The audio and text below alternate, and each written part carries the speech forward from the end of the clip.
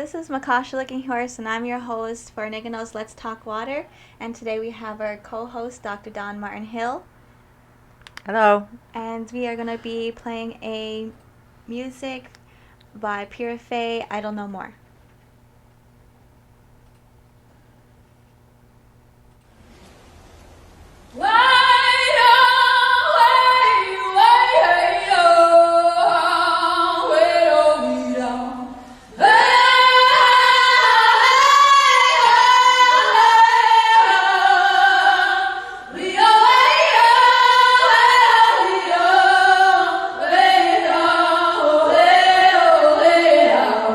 Yeah.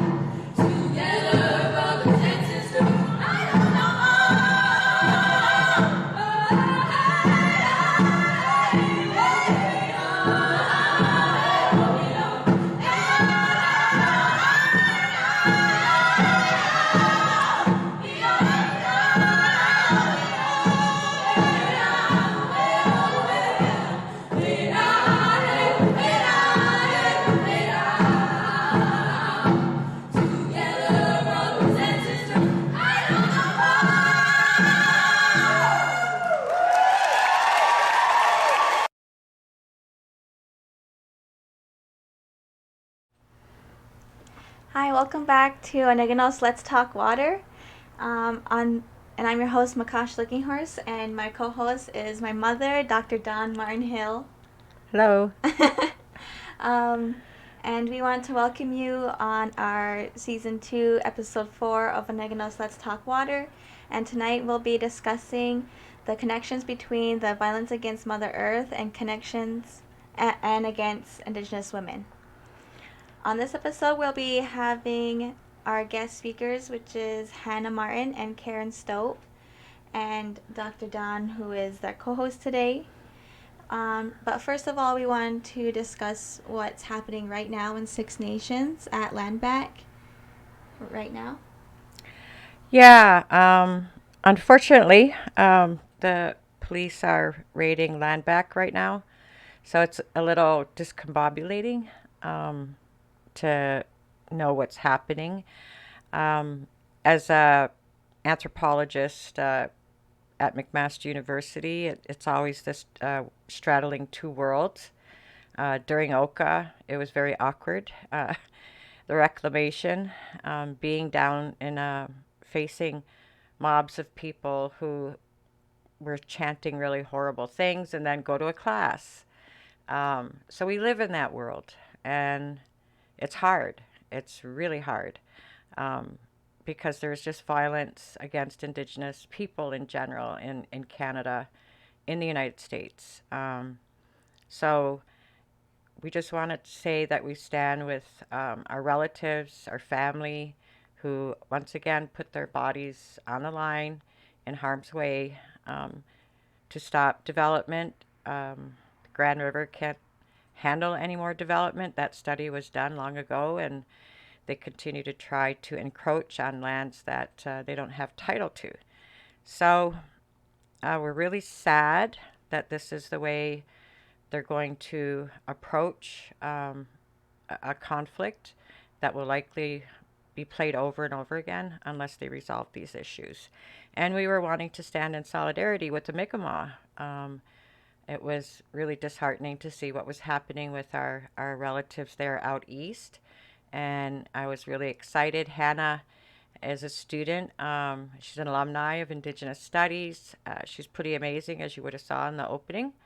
Her voice is really important as young people are turning up in ways to help assist Indigenous rights in this country. So she is also a really great singer, and she wanted to start off tonight in recognition that what's happening at Six Nations is likely going to be heard across the country by Indigenous people, and to offer a song of solidarity. So, hi, Hannah. Are you there?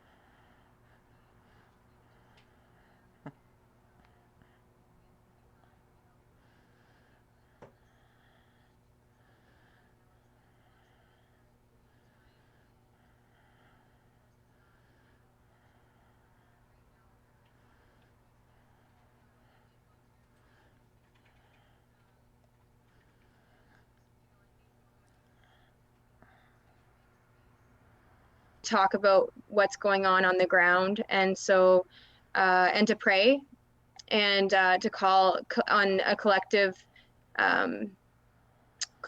action and collective consciousness from everyone who is watching. We do need people to watch, we need people to witness, and so as we have done in the past, I want to take a moment before we get into the podcast today to offer a song of solidarity for our Six Nations relatives, who we have a very strong treaty relationship with. And yeah, I just want to take this moment to acknowledge what's happening and, you know, to pray for your people from our coast to your territory, and pray that everyone is safe tonight, and that no one is hurt. And pray for your strength, pray for your continued strength, as you've shown, you know, for hundreds of years in the resistance against what is happening to Indigenous peoples everywhere. So I just want to start with a song. I'm going to sing the Mi'kmaq honor song for you and your people. And so when I'm singing, I'll be praying, asking Creator for strength, and asking Creator to remind us of our humanity and our roots as Indigenous peoples, and to ask for Creator's help for all of you in this difficult time.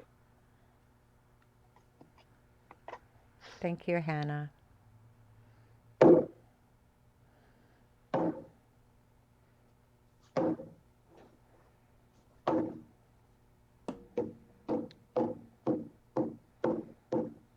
Get me day damanet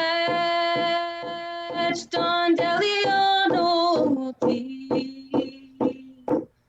niga mastu ke mawidane. Get me day damanet don wede bexulti niga mastu que bokina madoptinet, que bokina madoptinet, tan isu keli kelu, sedula sit down, way oh hey hi ya, way oh hey hi, way oh hey hi ya.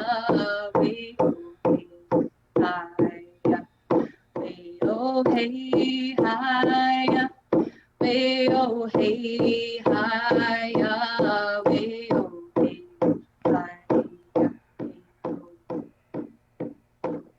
Get me day damanet don deliono ti niga mastu ke mawida. Day damanet don wede bexulti niga mastu ke bokina madoptinet don isu keli kelu sedula sit way oh hey hi ya, way oh hey hi ya, way oh hey hi ya,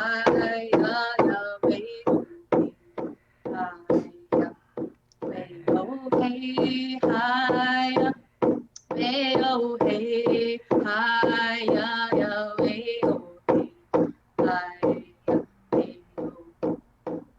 Get me day damanet don wede bexulti niga mastu ke mawida.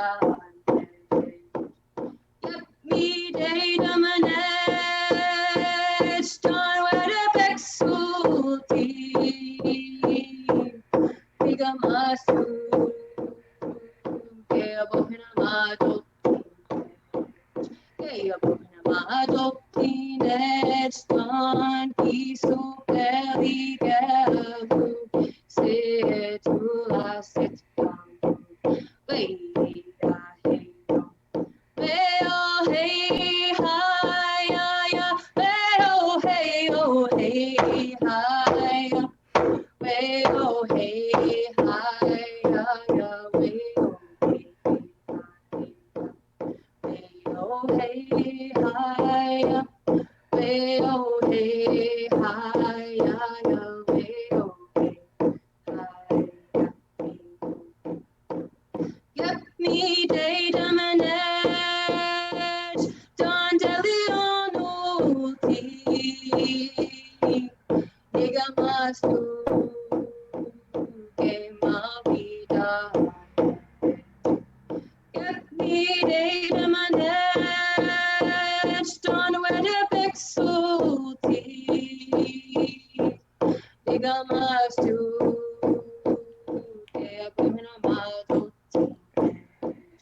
game teenage Don Kisu Telikalu stay to us way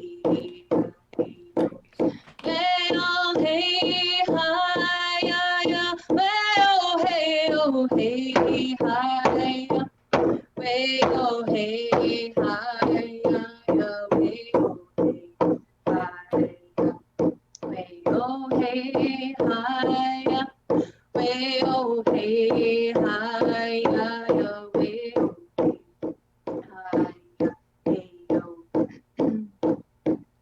way oh hey hi ya way oh hey hi way oh hey hi ya way oh hey hi way oh hey hi way oh hey hi ya way oh hey hi ya hey oh taho Thank Lucid you so Nogama. much, Hannah and Yahweh.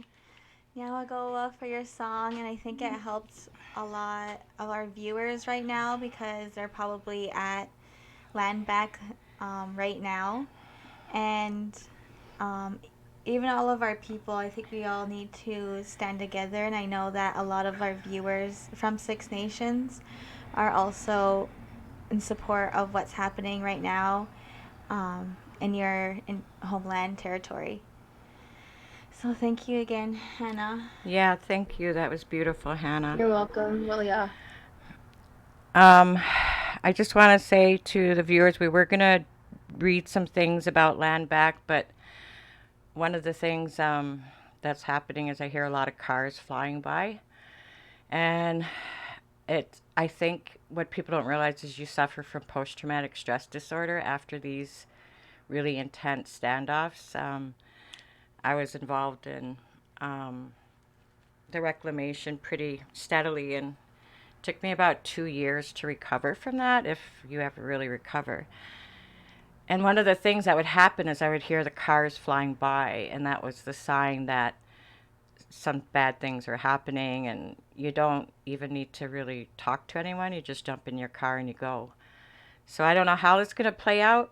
Um, I used to go down there. I used to be right in there, and my kids would come down there and drag me home, which would be funny because they're teenagers telling me to Back at go home. back when?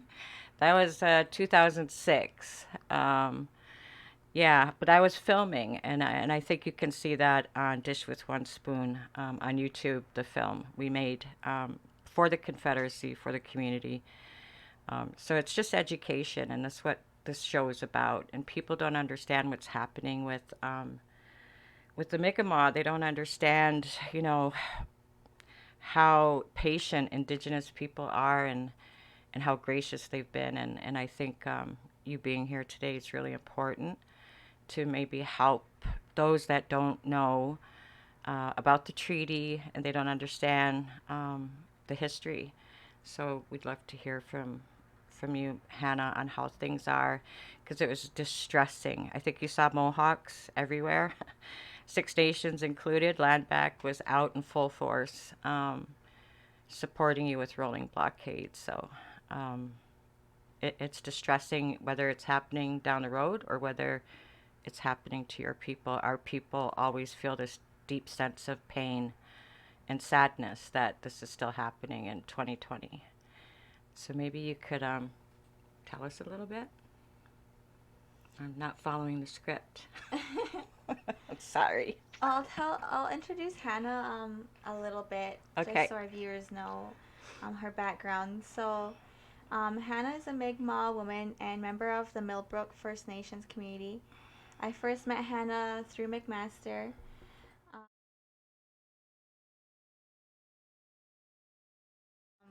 to New Zealand for 2 whole weeks, and we were all, me, my mother, my brother, McMaster Hannah, students. McMaster students all went to New Zealand together, and it was probably one of the best experiences, the best trips of my life, because we got to travel the whole island, and we got we had a host, and we went to different maraes, and we learned a lot.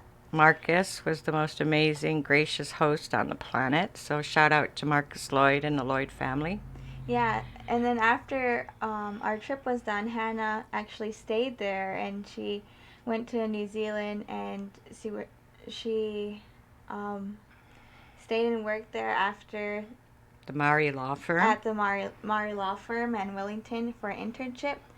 We got working. We also worked together for the Indigenous Health Conference at McMaster. So yeah, Hannah is a very badass woman. She also stood up to. Yeah, she is. She also stood up to Trudeau, like right. How brave. Yeah. I don't think I could even do that. Like, you looked them straight in the eyes and said what you needed to say. And I think we have that video.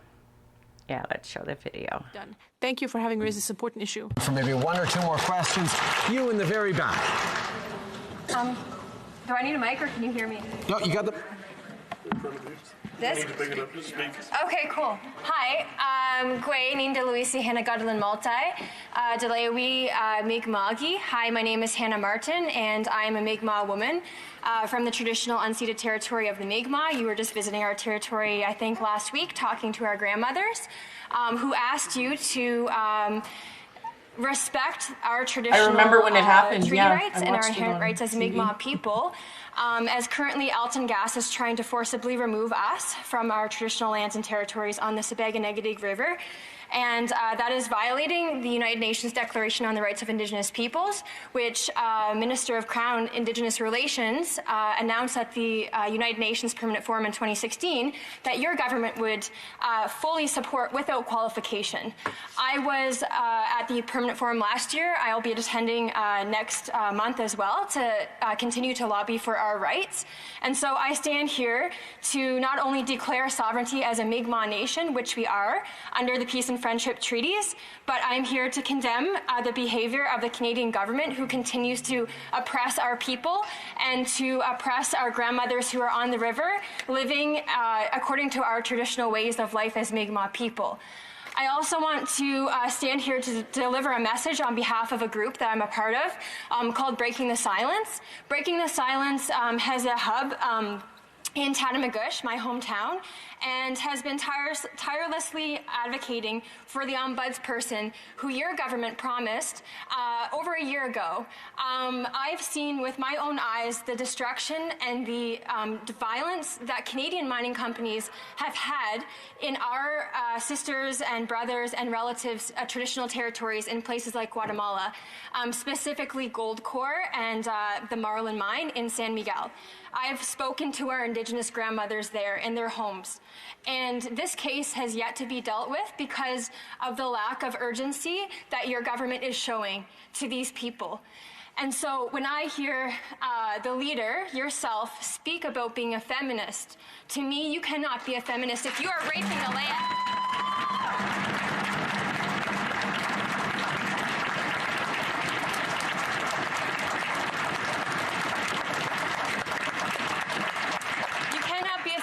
If you are allowing corporations to rape the land, because as Indigenous peoples, that is our mother.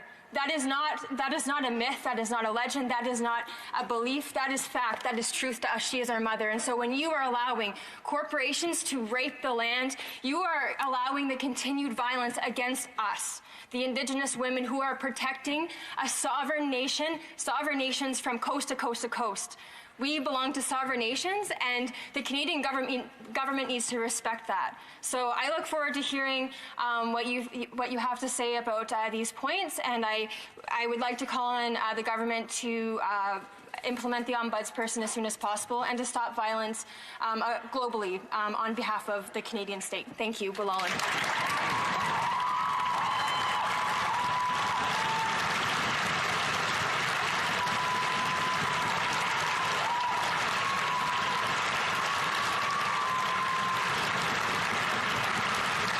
Y'all can see who Hannah is now.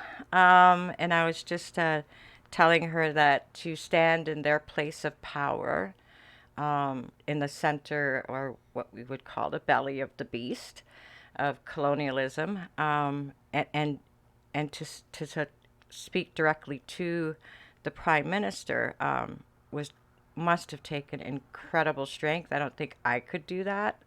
I'm sure a lot of you, can see that must have took a lot of courage, but that's where incredible.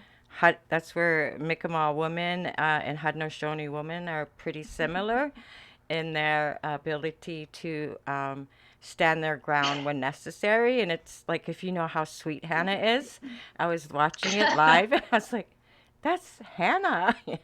So thank you for doing that and speaking on behalf of the earth, and acknowledging the feminism related to, our bodies and our land is what the show is about, our water.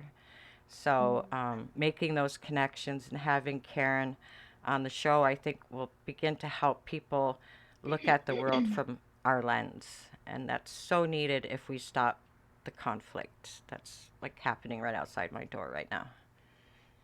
Yeah, I agree. So Kasha has a question. So in the video, you talk about how the Canadian government needs to honor our sovereignty as nations. Do you want to tell us a little bit of what's going on in Nova Scotia right now? Yeah, for sure. So, Wilalio, Dawn and Makasa for having me again. And I'm really humbled to share this space with Dr. Karen Stote, who I'm really looking forward to hearing from a bit later. So I just wanted to maybe give a bit of a brief outline to folks about what's been happening here in Mi'kmaq. So on September 15th, I think that's when the first kind of pushback started against the Mi'kmaq fishery, the Mi'kmaq livelihood fishery here in Mi'kmaq territory. In 1999, Donald Marshall Jr. Went to the Supreme Court of Canada and had our rights to what they called a moderate livelihood reaffirmed. These were reaffirmed using the treaties of 1760 to 61.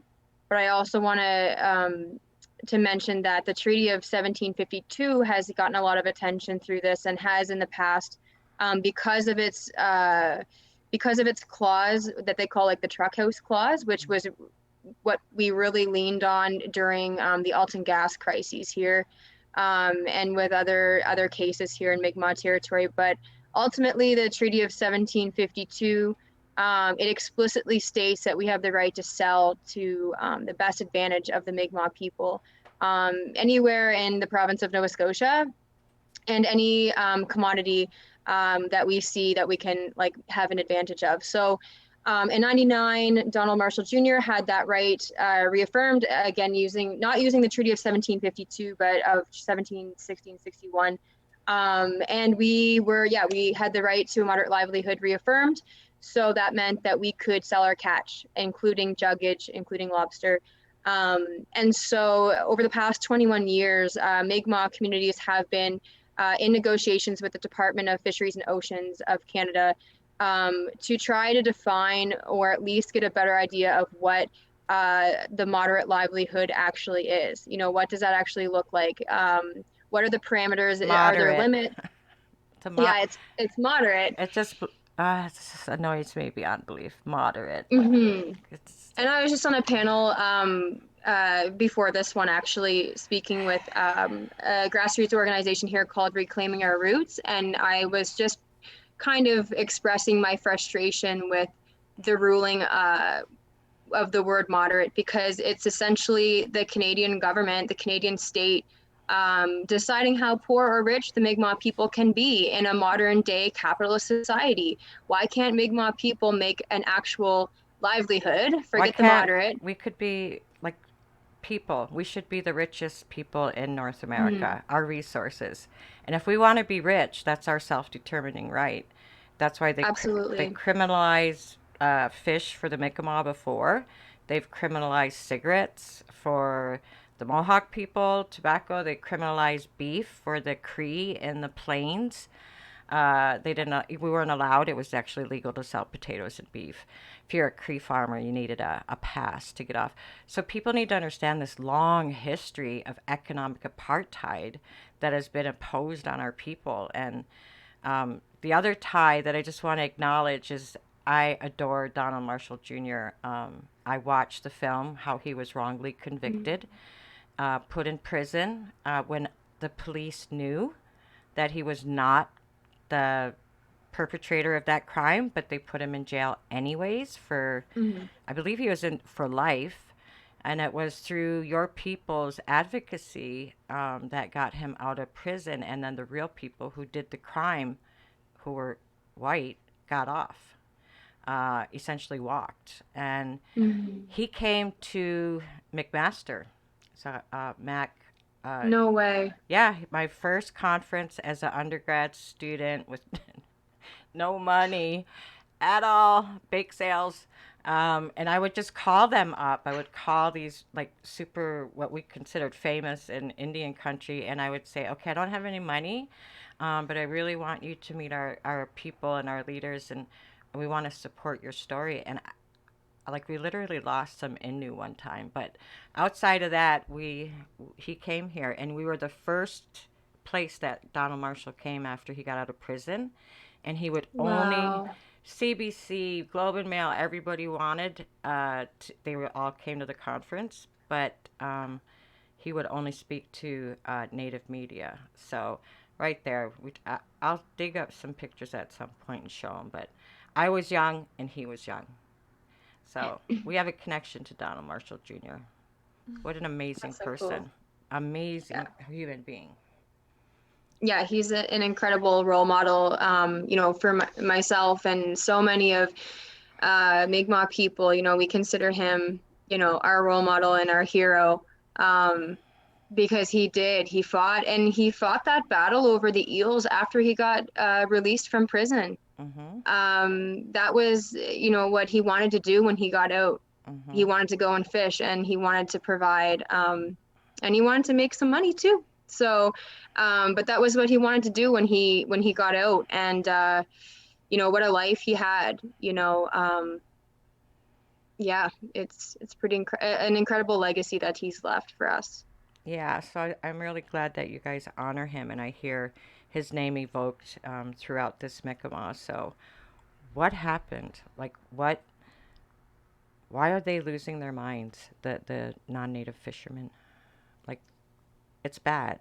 It looks really bad, and I'm not sure, like, if that was going on all along, because I saw them chasing people in boats and trying to run them over, and the maritime, whatever they are, police did nothing. Like, so this is going on long before the fire, right? Like, I mean, people think... Yeah, this has been, really, this has been happening since 99, because, ever since that ruling, Mi'kmaq people have been trying to exert their rights or exercise their rights to this so-called moderate livelihood. But, all along, DFO has resisted, has infringed upon our rights. They've confiscated our traps. They've confiscated our gear. So, the Elena Bobsman's video, that is a Crown at War with Us, is a great one, because it shows that footage back in, I think, the year 2000, maybe, or maybe it was 99. But ultimately what triggered all of this in happening this year was that the Mi'kmaq community of Sebaganegedi, they launched their moderate livelihood fishery. So it was the first time that a Mi'kmaq, like, self-regulated so-called moderate livelihood fishery with tags and with a management plan has been launched in our territory. So so as I mentioned, the first bit of pushback, I think, happened 2 days before I think it was September 15th. You know, some of our people were out fishing, and some of the protests began. And I think, and I don't want to speak out of turn. I don't think I am, but I think they kind of sped up the process of like launching that fishery because of the pushback that had been happening. So on September 17th, it was actually 21 years later after Donald Marshall won the case. They launched the fishery. They gave out tags, and the fisher people in Sebeganegidi hit the water. I was there that day.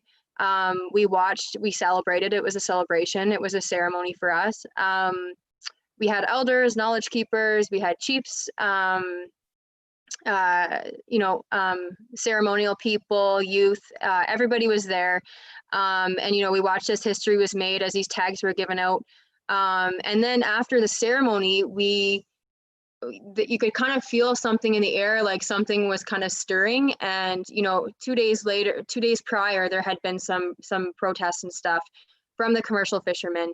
And so we went over the rocks at the wharf, and there was over 50 commercial fisher boats in the bay, idling and essentially like antagonizing and intimidating Mi'kmaq fishers, and also moving their boats in a way that created a barricade of access to the resource. So they were out there in the harbor and not letting like the Mi'kmaq freely move through the water. That night was the night that some of these individuals, the commercial fishers, shot flares at one of our boats. And that kind of like triggered everything. Like after that, a series of, you know, protests happened against the Mi'kmaq. The argument that was being used was conservation, but Mi'kmaq people in the community of Sebeganegidi right now, I think, only have 11 licenses that have been issued. I don't know if all of those are even being utilized at the very moment right now, but that would only equal 550 traps. And, you know, that's compared to, I believe, somewhere around 900,000 traps that can be used at different times in the entire province. So it's really a drop in the bucket compared to what the commercial fishery is actually doing. And the way they've been conducting themselves since then has really shown and has been evident that this is indeed an issue of racism. You know, the way they've been treating our women, the way they've been, you know, they've been mocking our language, mocking our drummers, committing acts of terrorism on our communities, burning one of our vans, setting fire to a juggage lobster pound that I believe was owned by one of our allies that we were using. And so every day for us as Mi'kmaq people, you know, I was down there for September 17th. I went back down there on September 24th, and I was there until our treaty day on October 1st, doing some gatekeeping. So at the camp, ultimately what happened was we occupied the wharf. And we did this to help protect our fishers. We ran a kitchen, kind of like they did in Standing Rock. We had gatekeepers, so I was gatekeeping for a few days. And what we basically did was, like, when people rolled up, we had to be like, hey, you know, who are you? What are you doing here? And then let them in or not, based off of like why they were there. So yeah, I went down for a week, helped out on the ground. Ultimately, we were just trying to keep our fishers safe and able to keep fishing. Yeah, this picture is a picture of September 17th, when those are all commercial boats that were opposing our fishery. I believe that night when the flares were shot, there was over 100 that were in the water at that time. Yeah, so these acts of these acts of terrorism were happening right from, you know, the September 17th, like ongoing. And very, very little has been done by the RCMP, by DFO. It seems to be like a hot potato kind of thing happening where, you know, the DFO is saying, you know, we can't do anything because, you know, the right to a moderate livelihood hasn't been decided on. what that is. You know, the RCMP is saying that it's not a police issue. You know, so there's an incredible amount of inaction happening right here in our territory right now. And as we all know, as frontline people, as grassroots people, you know, when we stand up like you're doing right now, your people are doing to protect your land, you know, there's no hesitation to send in brute force to forcefully remove Indigenous peoples from their lands, territories, resources. And did what they're doing, oh my goodness, we would be getting 20, 30 years in prison. It's disgusting. It's shameful on Canada, and Canada needs to know the world is watching. I mean, this is an issue that I've seen everywhere from the New Zealand Maori, Australian Indigenous people. Like, they're just shocked because they thought Canada was on this reconciliation path. Mm-hmm. And Mm-hmm. and Makasha was wondering about the terrorists not being charged. Yeah. Jagmeet Singh, I think, mentioned that they're not being charged as. Yeah, he wrote a status or something about he wrote a status or something about that calling out Trudeau, or it was a tweet calling out Trudeau that he knows like that what they're doing is terrorism, and he called it terrorism. And I mean, that's completely like what it is. And if you read the criminal code, it's the definition of terrorism. Yeah. Yeah. So is there any effort to charge people, or is it just like a license to go terrorize fishers and burn their vehicles and all over a few lobster? Like, literally. Yeah, a few. Yeah. And like right now, that's another thing is like we're trying to establish like a market because it's currently not like, it's a treaty right, of course, for us to be able to sell our lobster and for Canadians to be able to buy Mi'kmaq lobster. But I believe that there needs to be some changes with the provincial acts to allow for Canadians, Nova Scotians, to buy our lobster. So there's kind of a bit of a like that's kind of being hung up in the processes and all the legal processes that need to happen to allow that. But yeah, it Mi'kmaq people are going to take over their business, or I have no idea like what their huge issue is if they're only 150 traps and they have how much did you say, 900,000? 9,000. Yeah, 9,000 at any given time there could be, well, you know, like the seasons differ from different fishing areas, but yeah, 900,000 at any 900,000 various times. Wow. 900,000 Whoa. to 150. Well, maybe And I seen pictures that they're wearing KKK outfits and running over Indigenous fishermen or Mi'kmaq fishermen. I was at a DFO boat that ran one of the fishermen over. That didn't get much attention. That might have been, was that in 99 that happened? I don't know. During the Burn Church crises? I'm not too sure. I've seen it recently though, but and that's what they. It might have been an old clip resurfacing, but there are DFO boats currently confiscating traps in Eskasoni, so there are videos circulating of the DFO confiscating traps in Eskasoni and the fishers like chasing them with their boats, basically yelling at them. The issue is they're not letting you sell the fish, so it's going back to 1920s. You're not. Yeah. Are you serious? That's the issue, so that people get charged if they buy lobster off of Mi'kmaq. I don't know if there's been any charges yet, but I think for us to be able to really market our lobster in a you know, a way that's gonna bring you know, benefit to us right now, I think I'll need to look into it, but I believe it's like a provincial act that needs to be changed so that people can buy Mi'kmaq lobster. Yeah, but it is what's happening is terrorism. I think if if what was happening was being done by white folks, or beating the hell out of them, likely.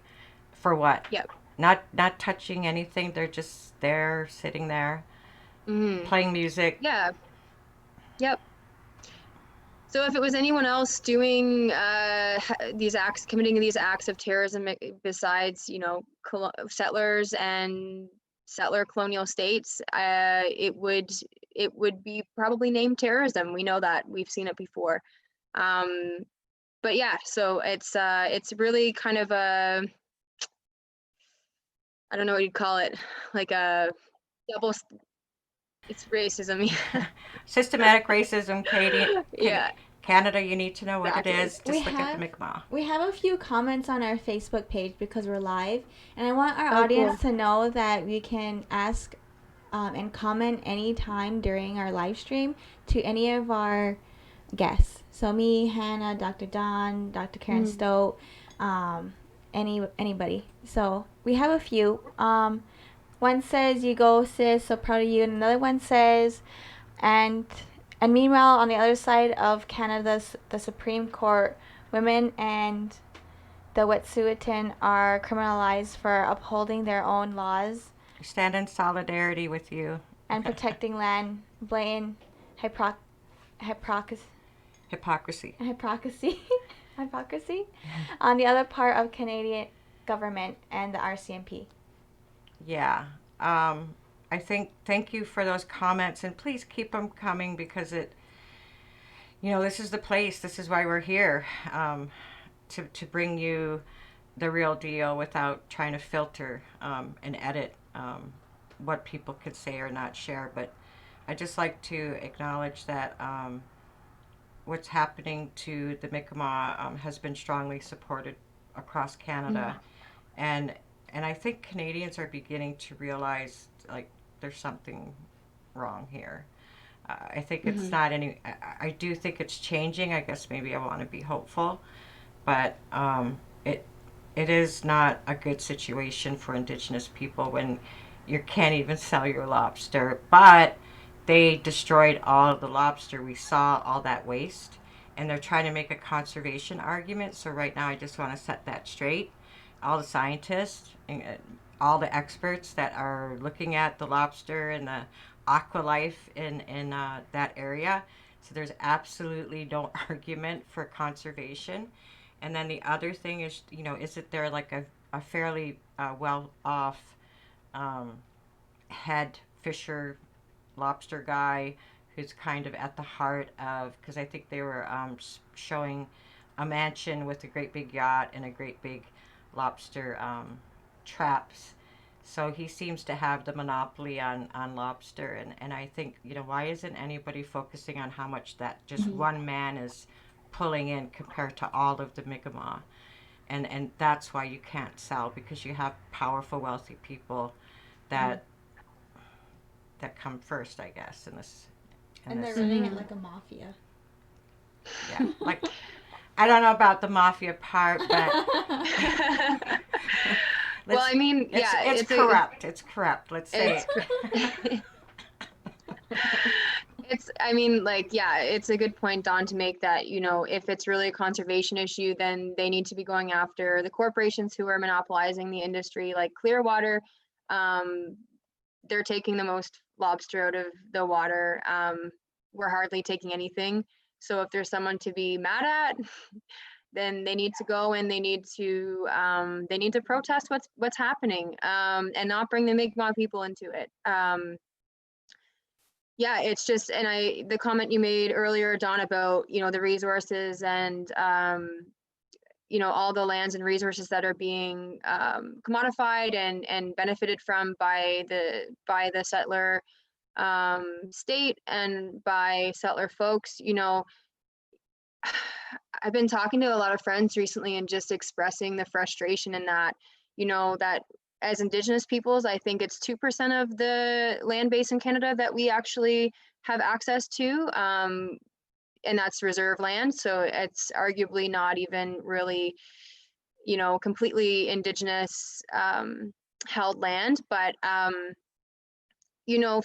it's really frustrating to me that we're finally at a point in history where our people are really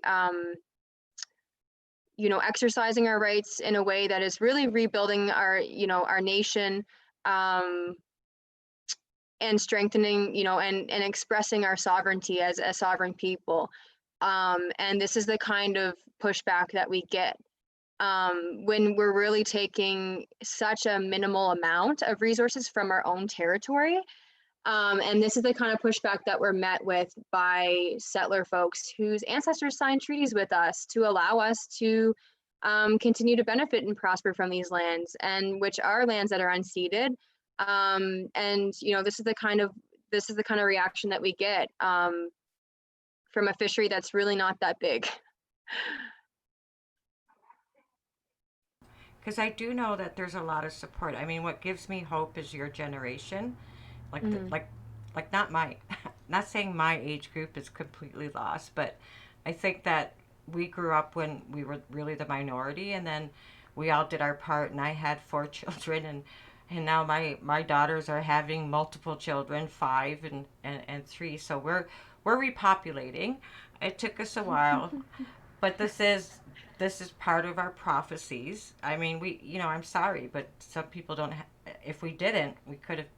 Numerous tribes went extinct. Okay, like seriously, and as early as the 1900s. And if you look at the Beothuk in your area, who were wiped out, so literally teetering on the edge of extinction, right? And there's so few of us. And so Canadians, say, how did it get to be this way? It's the bottom line is we're not supposed to be here, which is what I think Dr. Karen Stote is going to be highlighting, the role of capitalism and really wiping Indigenous people out. Necessarily, Canada's acknowledged to some extent genocide, but I don't think they understand the real multiple layers and the connection to resource extraction, missing and murdered Indigenous women. But I wanted to ask before we talk to Karen, and for sure, Karen, if you have any questions for Hannah, but I wanted to see what can Canadians do to support, because I know there's a lot of support, not just with Indigenous people. We kind of know what to do, and I'm not going to say what it is, because that's Indigenous people who are planning right now as they're upset. And you know what? It's going to keep happening until Canada sits down and does truth and reconciliation. They kind of skipped the truth part. But what can Canadians do right now, whether they want to support Six Nations or support out in BC? You guys got your butts kicked during the Alton gas situation, women being terrorized, and they let you saw the RCMP did nothing to these Proud Boys. I don't know if they're Proud Boys, but I'm assuming they are tied to that organization that Trump is such an admirer of.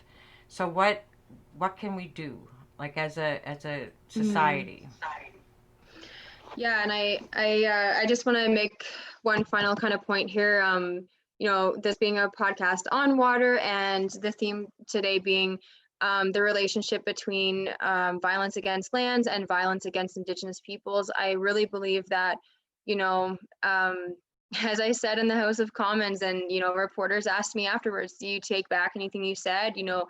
Assuming that maybe I said things out of anger, and I said, no, I stand by what I said, and I stand with our grandmothers. And Justin Trudeau, or anybody else for that matter, can't be a feminist if they're raping and pillaging the land, because as Indigenous peoples, that is an entity that we are dependent on. We are interconnected with, spiritually, physically, emotionally, and mentally. We are bound to Mother Earth, and she has a feminine energy, just like us. And any violence that is permitted against her is ultimately an attack on Indigenous peoples, and especially our women, who are the water protectors and who are really the lifeblood in our nation, the reproductive lifeblood, the nurturing lifeblood.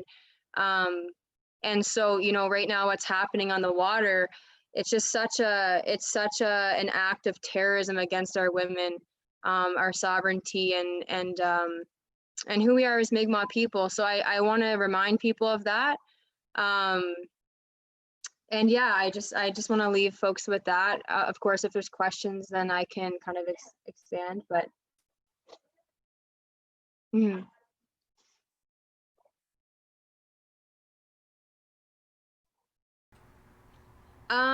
I think when Dr. Karen Stote is speaking, I can post some stuff in the chat box. Okay, great. There's a really great Google Doc that a good friend of mine, Charlotte, who's a wonderful ally, came up with. She actually created it the day after the flares were shot at the boat. Yeah, it's since been maintained and developed and upkept by a lot of frontliners, including Talon Simon. And there's been a lot of other amazing leaders in our communities who have been organizing and mobilizing on the ground. So I want to recognize everyone for the work they've been doing. There's too many people to mention, but I will post some stuff that we can do in the comments. There's some petitions. There's letter templates that you can use to write to your politicians about what's happening. There's a couple different emails that you can donate to. One is for frontliners on the ground supporting our fishers, and the other one will go directly towards the community of Sipekne'katik for, you know, legal fees. And yeah, so our traps were stolen, lines cut. Our people are actually having a hard time fishing right now because there's been so much gear that's been stolen from us or cut and had been left at the bottom of the ocean. So yeah, so these are two emails that you can donate to. We also have some Mi'kmaq reporters who are trying to capture stories on the ground as they happen, and they need your support, financial support, to keep down there in Saunieville. Some of them have to travel a long way to get there, so they need financial support. You can share information about what's happening on your social medias, you know, have conversations with your family, amplify Mi'kmaq voices, and there's also been some supplies drops happening in Nova Scotia. So if you are from here in Mi'kmaq territory, that can apply to you as well. So yeah, I can post all that in the comments so that you folks can help in whatever way that you have capacity to. And I just want to say that we really appreciate it, everything that you've been doing. It's been so appreciated. Yeah, and you're going to stick around though, right? So if people... Oh, absolutely. Yep, okay. I'll be here. Yep. Yeah, so I just want to say for those out there that, you know, kind of don't know where to begin or what to do, I think the first thing is just sharing with your churches, your organizations. People don't know, and so just being a keyboard warrior it's a start. So I think educating yourself, raising awareness, and getting Twitter going, because the government pays attention to how many times something's retweeted, and they want to know the sentiment of voters. They don't care about Indigenous people, but they really, really care about voters. So voters, you know, vote. And also be aware of the situation that's happening in Canada with Mi'kmaq. So much now. Are we good? Is there more questions?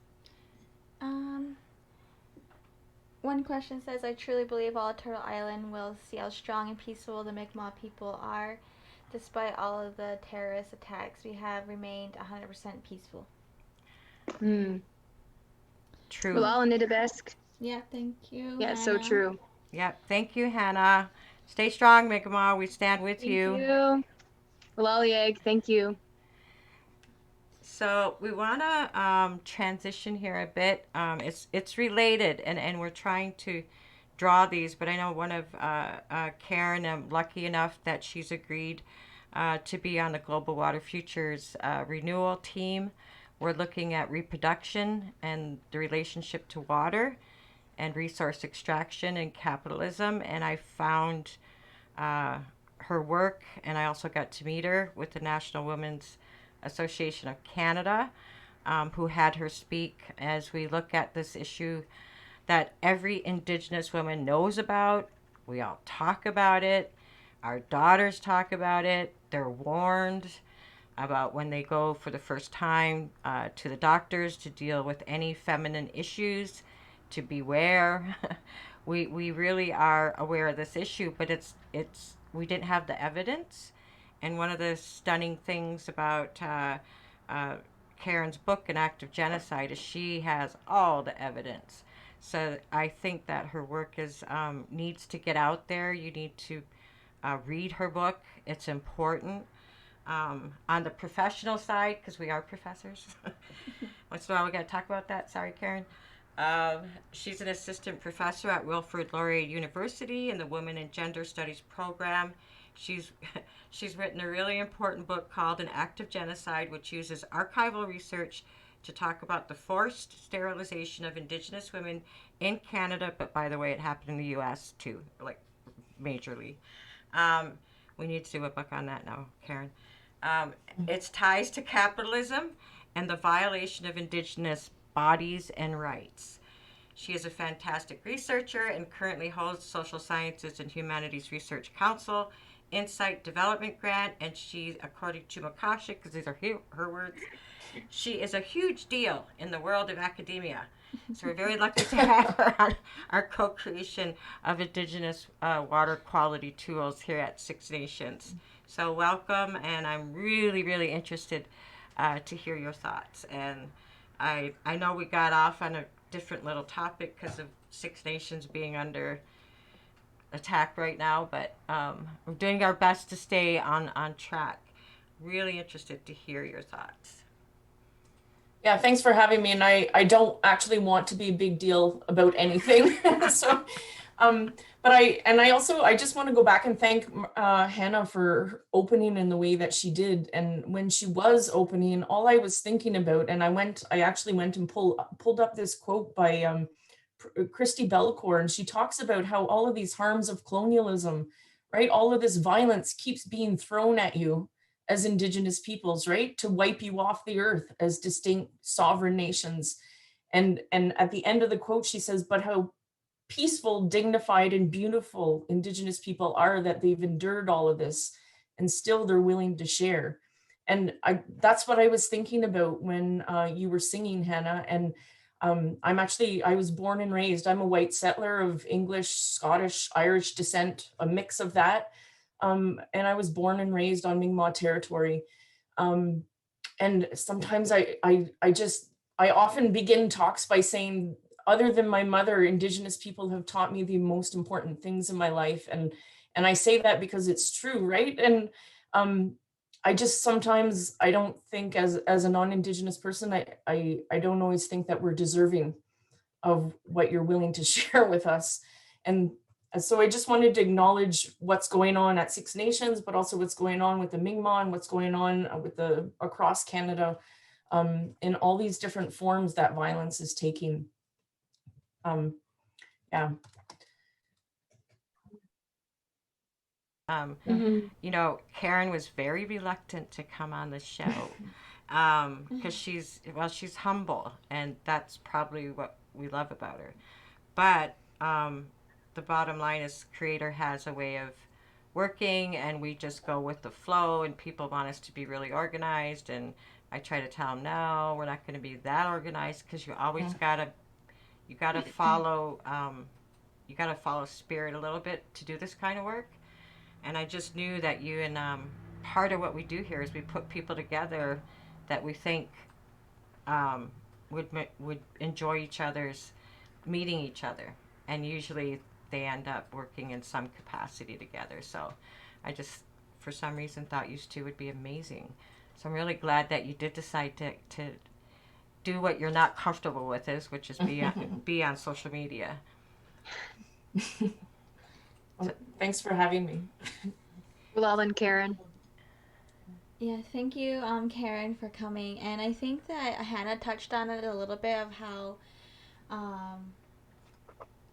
she said that how the non-Indigenous fishermen were calling down the Indigenous women.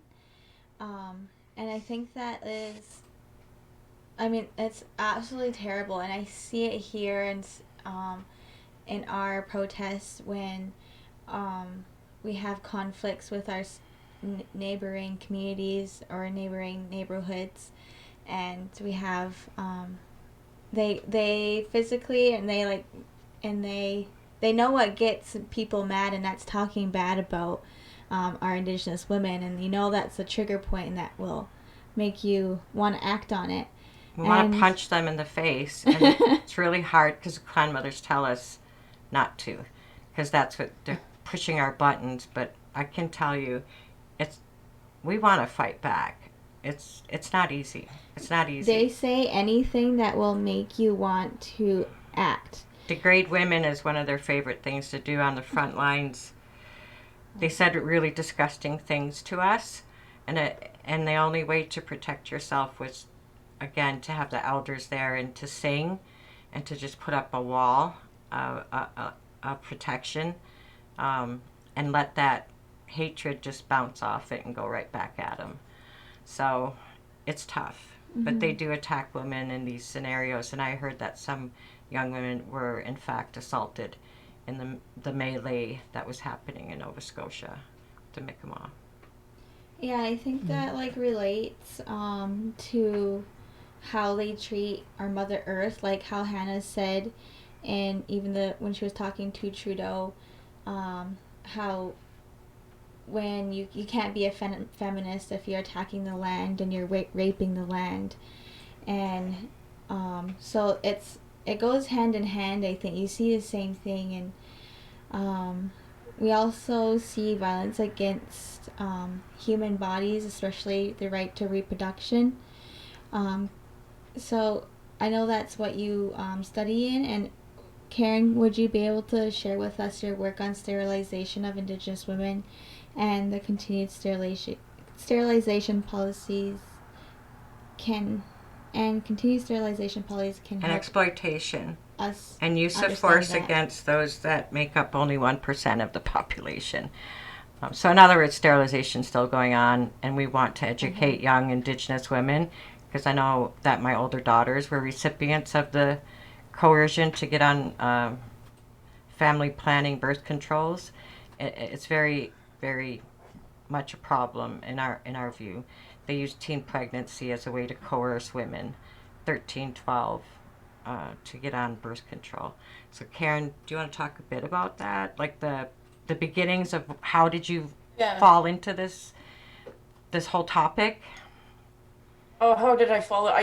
Indigenous people had been telling me this is something that happened, and I had relationships, personal and professional relationships, and I had some time on my hands, very literally, and there was nothing to read. And I was like, what do you mean there's nothing to read on this when this is something that has been happening?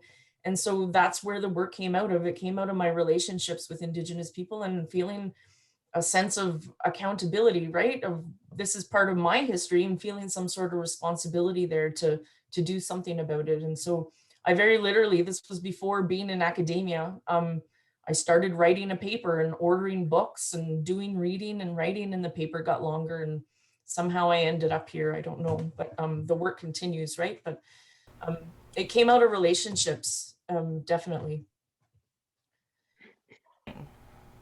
Well, and I feel almost like maybe we should be talking about other things, but I will talk a little bit about this. The practice. We want receipts. We want facts. We need this. Okay. Yeah. Well, it's a practice that's it originated under eugenics. So very literally a form of pseudo racism, right? The idea that some people are fit to reproduce and other people aren't. And so it goes back to the late 1920s. Alberta had a eugenic sterilization act in effect until 1972. BC had an act in effect from 1933 to 73. So that's part of its history. And we know from other researchers, not myself, that Indigenous people were about 3% of the population, but there were 6 to 8% of those sterilized in Alberta. And in those later years, as they were talking about how offensive the act was and maybe they should repeal it, that rate actually went up to about 25%. And Indigenous people were often declared mentally defective, which was the wording at the time. And so they didn't need to seek consent for those sterilizations. and again, mental defectiveness, right? Just a justification for sterilizing somebody against their will. And in BC, there's very little evidence that exists in comparison to Alberta, but we know there was a court case that was actually settled in the early 2000s, 2003, 2005.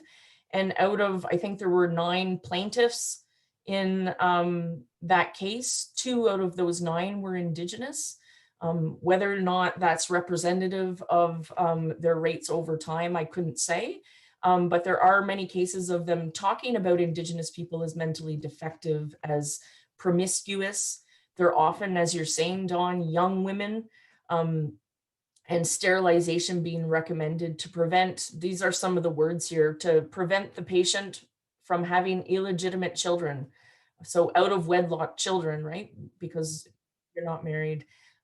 That would be difficult to find foster homes for, right? And so there's lots of connections there in terms of, we all know how Indigenous people have been treated through the child welfare system.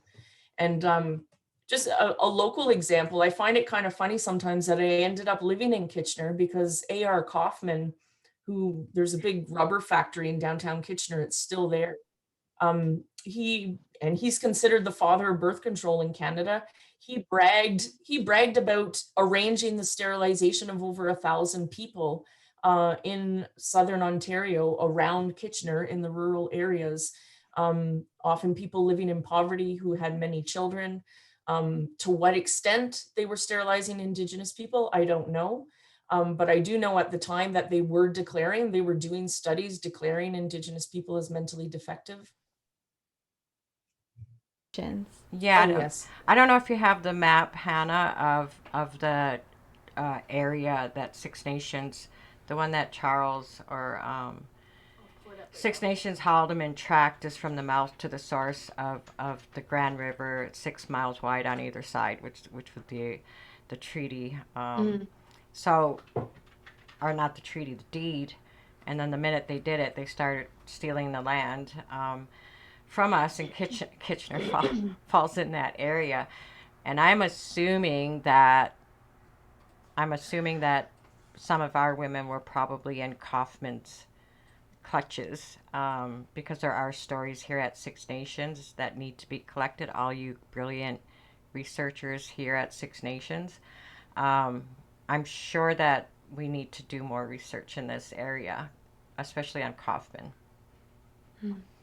Yeah, and he was pretty persistent. So I look at archival files. I go into the archives and I sit with boxes full of paper and I read them. They're kind of like modern day emails back and forth between government officials and different people. And he wrote to different governments across Canada, trying to get them to adopt legislation that would allow people to be sterilized. He was pretty active there. But a lot of the archival documents that I looked at deal with the sterilization of Indigenous women in northern communities, Inuit people largely. In the 1970s, people started questioning government in the House of Commons about whether this was a practice. And this is just the first slide here.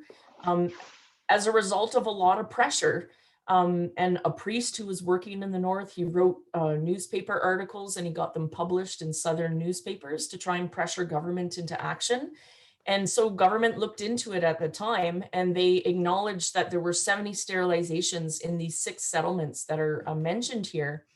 But I look at archival documents, so all of the documents that were collected when government looked into this practice in 1976, if you flip to the next slide, Hannah, it shows the extent of what government knew. So there were, if you include Indigenous men there, it's just over 1,200. But if you only include Indigenous women, it's just under 1,200 sterilizations over a 10-year period, with most of them happening from 1970 to 76. And I want to highlight there, the files don't tell me individual women's experiences, right? So I can't say whether all of those sterilizations were coercive. They were happening in the north, in northern settlements. They were also happening, what you see in the south here are what are referred to as Indian hospitals. And so sterilizations were sometimes happening in Indian hospitals as well. but the files don't tell their stories. They do tell about language barriers. They tell about a lack of informed consent. They tell about consent forms not being translated. And when that was raised as an issue, the sterilizations continued and the consent forms continued to be used. It would happen when they have their first child and their tubes would get tied, or how would the sterilization? How does the sterilization? How did they get them?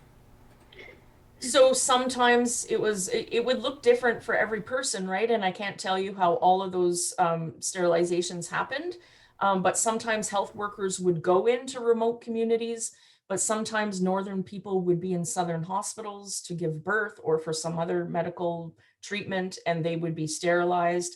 And when the federal government looked into it, they found that what's referred to as multi-parity, right? So having 2 or more children was what was indicated on many of the files. So the fact that the woman had 2 or more children was a considered potentially problematic, right? They're still doing it. Are you the sterilizations? Yeah. Yeah.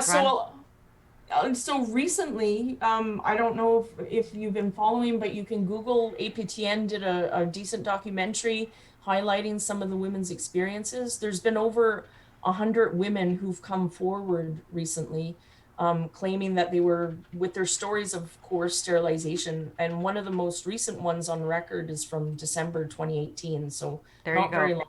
Yeah, there you go, people. 2018. Yeah. So when you look at, if you look at the whole, which is what Indigenous knowledge tries to get people to see the whole, because like you said, by breaking it down or whitewashing this material, it makes it, it's assimilation. It wasn't genocide. They use terminology, who's a terrorist, who's not a terrorist, who's a criminal.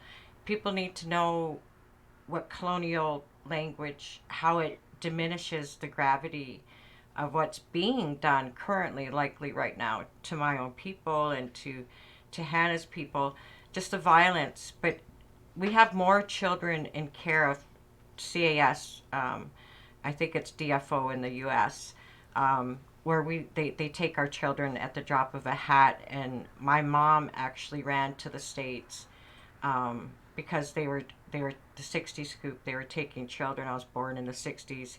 She was considered, a single, illegitimate. So people don't realize a lot of our people ran to the other side of the border. Think of that, Canadians. Our women had to run to the U.S. for refuge to get away from CAS 60 scoop, which they were selling children for like $10 to pedophiles all over the world, which is documented. They didn't do checks on them, and you weren't allowed to try to get your child back. So they were gone for good, and that's what 60 Scoop is about. So you look at that, look at residential schools, and then add to that layer sterilization. Like, if that's not concerted efforts of wiping a people out in whole or part, which is the definition of genocide based on race, religion, or political groupings, then I don't know. I was really interested in why you decided to come out with, an act of genocide, knowing I can just imagine the backlash you would have got from people that were not Indigenous.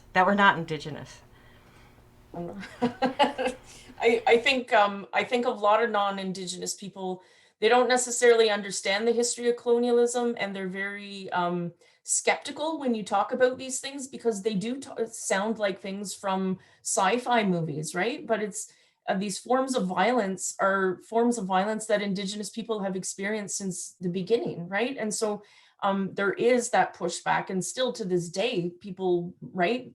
It's as if the genocide against Indigenous people is up for debate.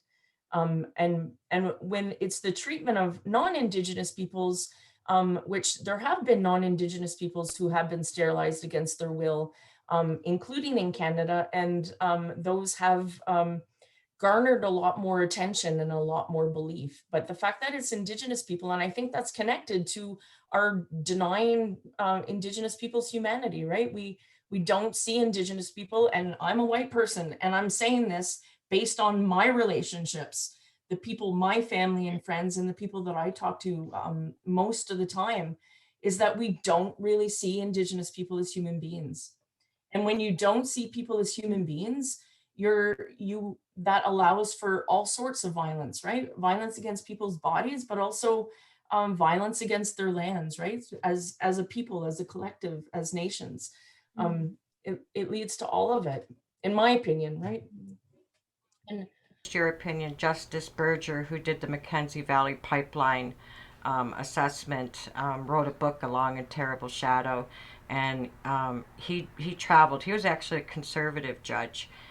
He traveled the north, talking to mainly Dene people about what the impact of this pipeline would be. Just think if they did that today, like they actually did it back in the 80s.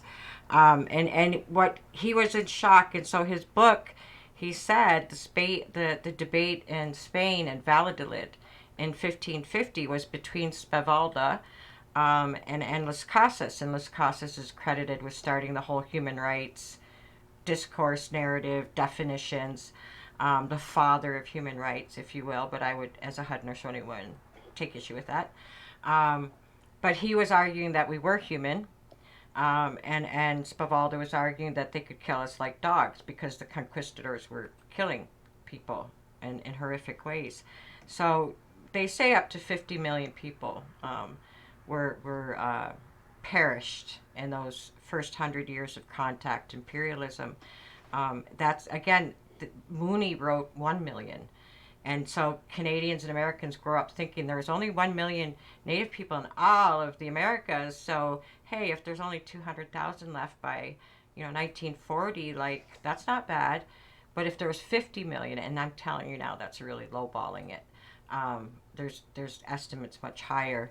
But if we lowball it and say 50 million, and you only had less than 1 million left by the early 1900s, that's telling you we were on the brink of extinction. So I don't think genocide is overplayed. I just think that the pushback is from Canadians and Americans who don't want to look at themselves but are more than happy to go look at any other acts of genocide around the world and talk about democracy, but they're like, they don't see what's happening right in front of them. Yeah. So I think there's right. also that misunderstanding that genocide has to involve direct mass killing, right? But Indigenous people are I'm speaking right from my perspective. Colonialism is killing Indigenous peoples in a lot of different ways over time, right? And the end result is the same. And I'm not saying that Indigenous people are resilient and alive and still here. So I don't want to be talking like you're already past gone, right? And that's not how I want to come across. But there are lots of ways of trying to commit genocide without mass killing people. And I think it's important to think about, right? Like thinking about, and I've been thinking about this more, Dawn, since I met you, and you've been pulling me into these conversations in different ways, but about coerced sterilization. So it's one of many ways of undermining the ability of Indigenous people to continue to exist, right? So if you can't reproduce children, you can't pass on culture or title to land, etc. But that's a big one. But also over time, it also reduces the number of people who can resist, right? Who can resist the ongoing exploitation, the things that are going on today. It has that very real impact too. Yeah. No, I appreciate what you're saying, and I have been pulling you, and we are doing a paper together, and looking at genocide, and what I learned when I went to NWAC, and I went with Carrie Barassa from CIHR Indigenous Health Institute, and they were talking about the lawyers for NWAC and others were presenting information about how this whole notion of family planning played out with Indigenous people, and there was almost a pressure, coercion to get young Indigenous women on multiple different types of birth control. And one of them, I know, it's called Nevo, right? Is it the one they put on their arm and they don't get any menses for like 3 months to 4 months? So Depo-Provera. That's what. Yes. Yeah. Depot. And I couldn't, like, I went up north, and I'm not going to say which community, but it's a northern small community, very vulnerable. They don't have a lot of health advocates, or they don't even have their land base, like one of the most maligned people in Canada. But the women did not, they look bloated, and I just knew that, like, like, they're very fit, because a lot of them still harvesting the land, and they could run circles around me any day. And I was trying to figure out, like, why is everybody that look different? And so I asked the one of the young ladies I've been close with, who drives the medical van, and she said they're putting everybody on this, all the young girls, all the women are on this, where they're not getting their menses, and we think it's making them sick, and they don't look right. And I was, like, in shock, because it seemed like the whole community was. And I said, did you ask for, like, can't you advocate and say no? Like, they said no. This is the only one that the health, whoever pays for it, Health Canada, because they don't. Indian Affairs wasn't that involved with this particular group of people yet, but it's happening, and what we need people, and I think, to do So is, that was the only type of birth control that that they would would allow cover. them to give. And then when I was in South Dakota, because I mean, she was born right there where Hannah is. And for Six Nations having a birthing center, and I was so proud of them, and having people like Gudgy Cook, like, they drill it. My grandmother drilled it in my head that you do not let them touch you during this time, because, like, bad things will happen. And I didn't know. Like, I think I was 19 when I had my oldest now, and I just knew, don't let them touch you. Like, I didn't know nothing. I might still not know nothing, but the fact that we've come that far, so there's definitely a narrative where we need our women to take control of their bodies and to advocate for their bodies, and young women don't need to be pressured into these things. And so at the meeting in Ottawa with NWAC, we were trying to figure out, how do we get this information to the public, so young women all over the country that are Indigenous know that, no, you can't, because I know they tried to coerce my one daughter, Ashley, and she was furious as a very young girl, and it's her story to tell, but she would become so furious and enraged that they were pushing her at a very young age to get on these birth controls. So it's about raising awareness as much as it is about documenting. And I think Makasa has, has a little bit. She was born in a generation where the women are reclaiming that power over their bodies. So it's a real difference you can see even between her and her older sisters, even though my grandkids were also born in this room. And the only people that can touch them are, Mohawk women, because it's a very sacred time. So we need to reclaim that, because I think you're right. Capitalism has a little bit to do with that.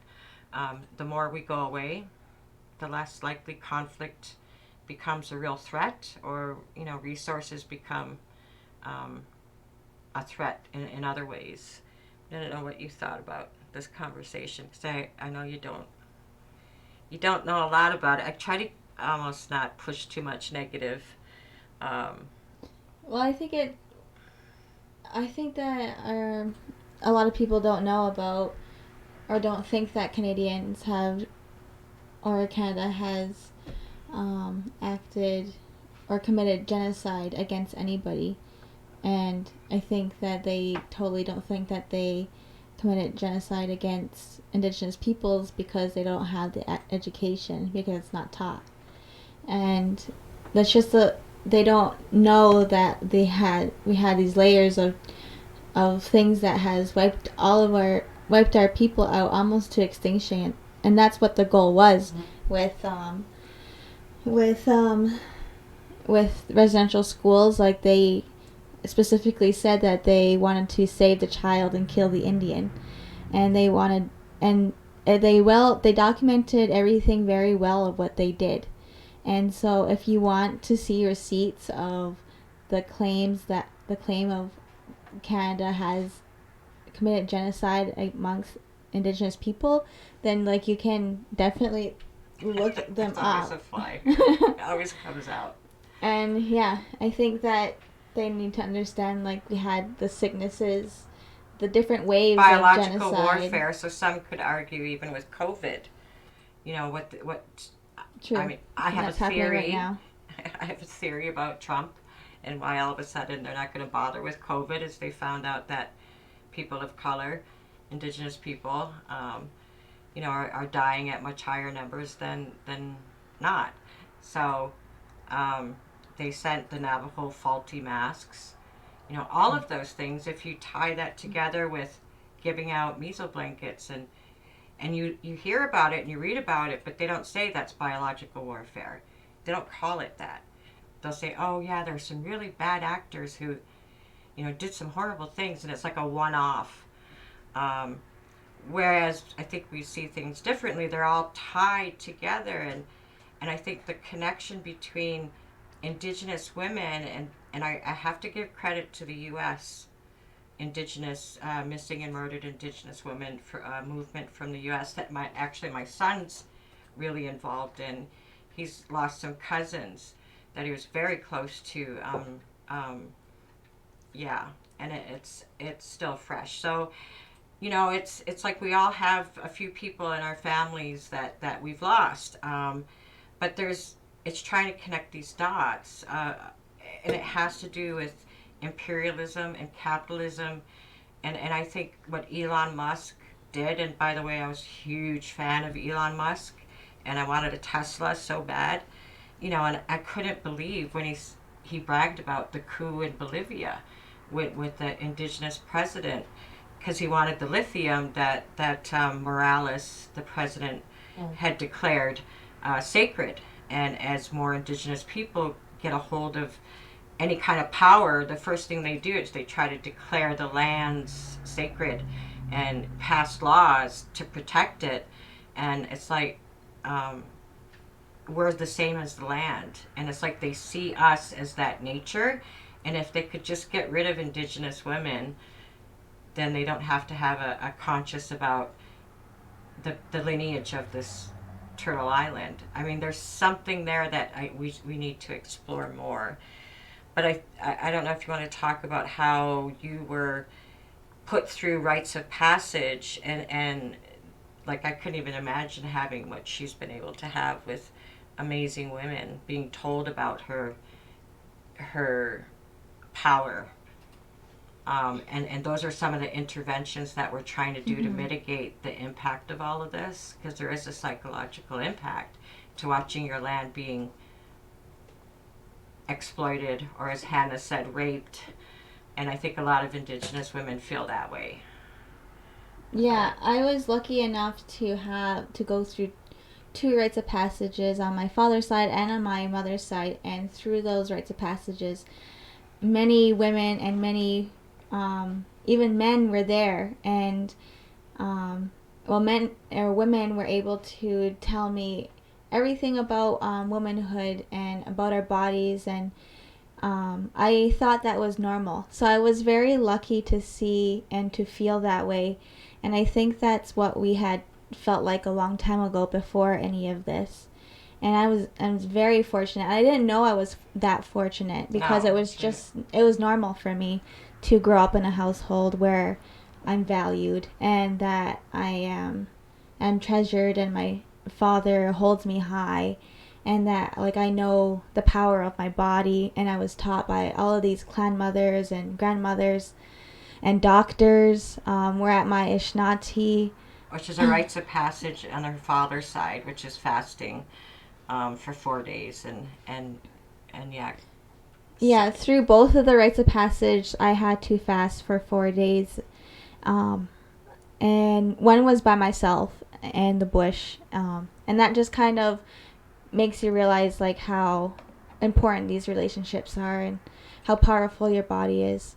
But I was very fortunate to go through those things, and I just think that that's how we were able to feel as young women a long time ago. And I think that it's amazing that we're trying to bring that back now through even though all of our generations past me were, I can't imagine like what my grandmothers went through, and the stories that are untold there. And I can't imagine what it was like for my mother to go through and grow up and not know, not have the same experience as I did. And that was a huge thing for even all of the people who are my mother's age, that they were also there learning along with us, because they weren't Those taught things those were things. outlawed or they were diminished in some way. And one of the things, just how it relates to this topic, is they learn the power, the women particularly learn the power of the earth, and their relationship to it, and how they can call forward that power. And they start learning the capacity that our ancestors had to pull these things, whether it's from the sky or whether it's from the winds or what have you. But I think if it, I mean, it's beautiful and it's invested in the environment, but just one of the things that they do with Ohologo, which is what Louise MacDonald, a clan mother, and I did a project. I just demonstrated that it's a very impactful prevention of maybe choices that aren't great, but it's more than that. She sings to the seeds, so she literally sings to the mitochondrial DNA that women carry, because only women carry the DNA that goes back to the first human on both the father and the mother side. And when you hear these women talk about the ability to reproduce life, and how it's connected to ancient DNA, and how the lineage of that, it's it's indescribable.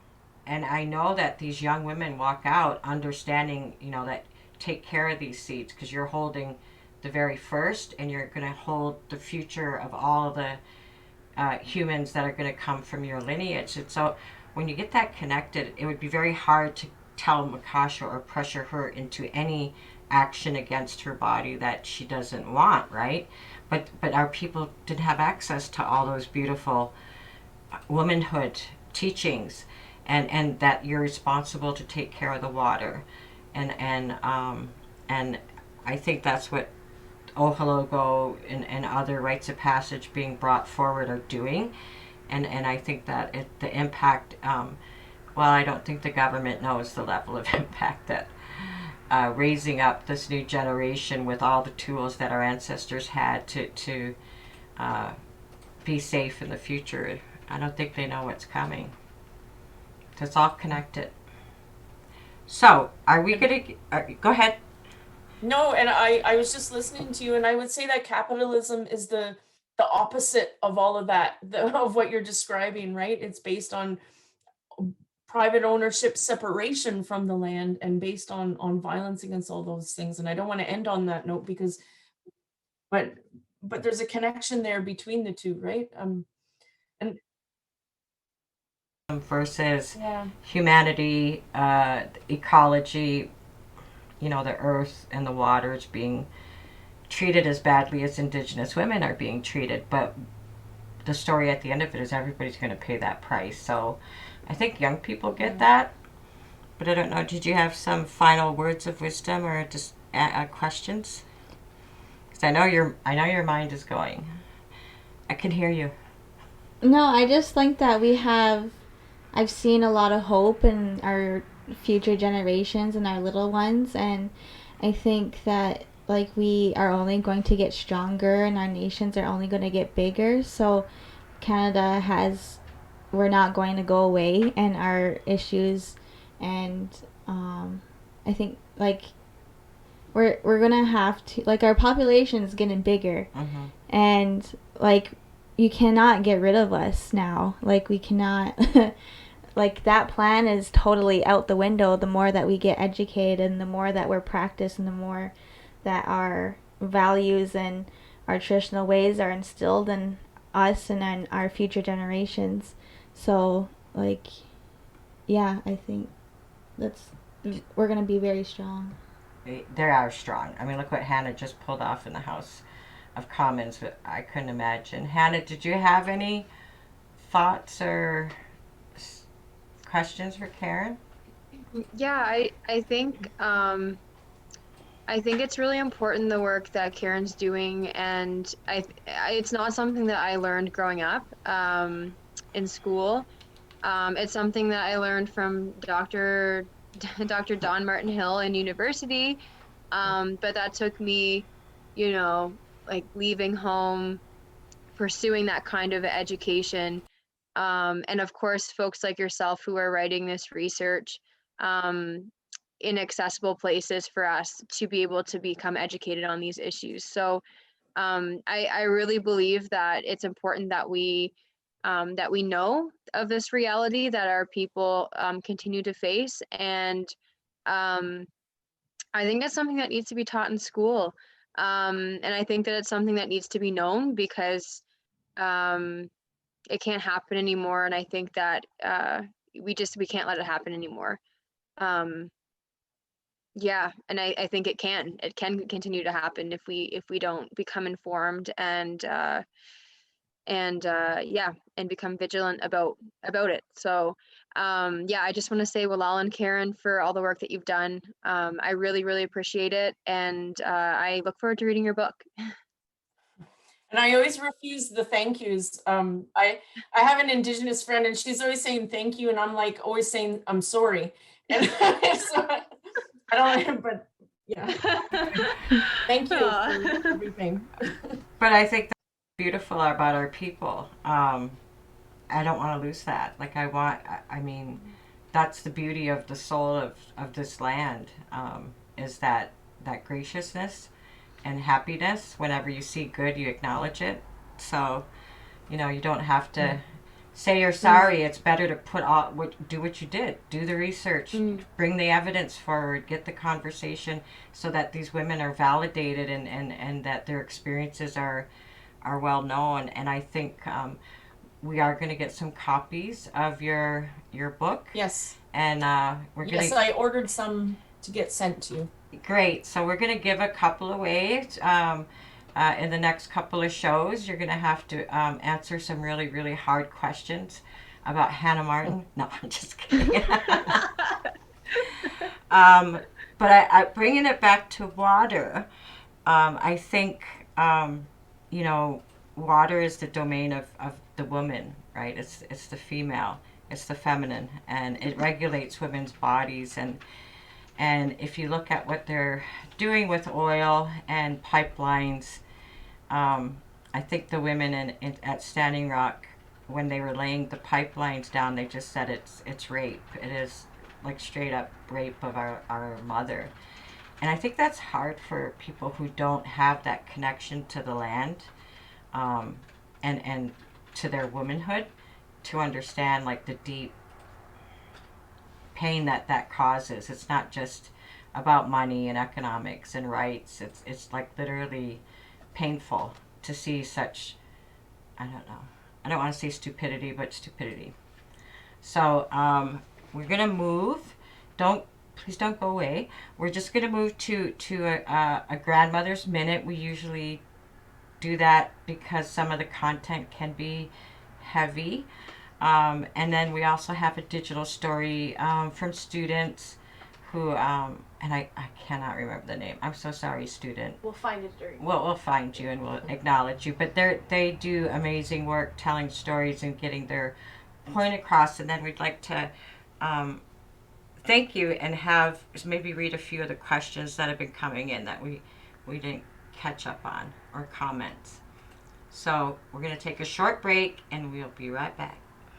The question of woman as the first environment isn't just about an organ in our body, the uterus, the womb.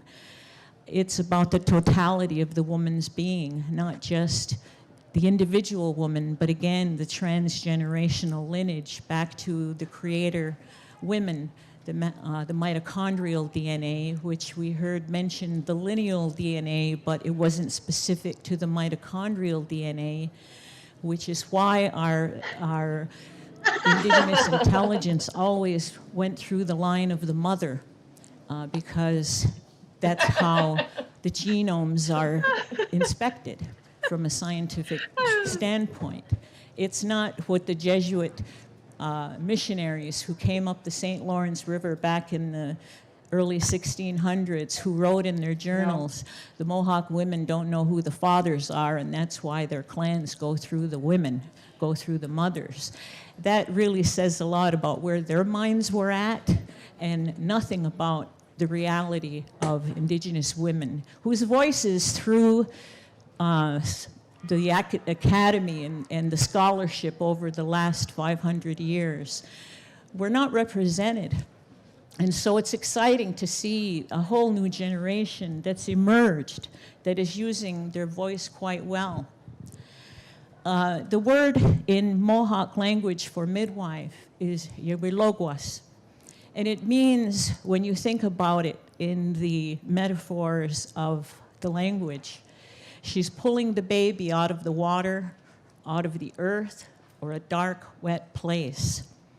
And this particular key into what birth is as a reality brings together the nuances of these intersections that we talk about between health and environment. And in fact, the Institute of Medicine, who are these practitioners and scholars who inform the Congress of the United States, who control the purse of all of our taxes, have described the environment as our bodies. That even the fat that we carry on our midsections are considered part of the environment. And so when we talk about environmental health, we have to realize that we're talking about everything. And that realization has started to emerge through increasing scholarship. In my community, as a practicing midwife, I began to be questioned by mothers I was delivering at home.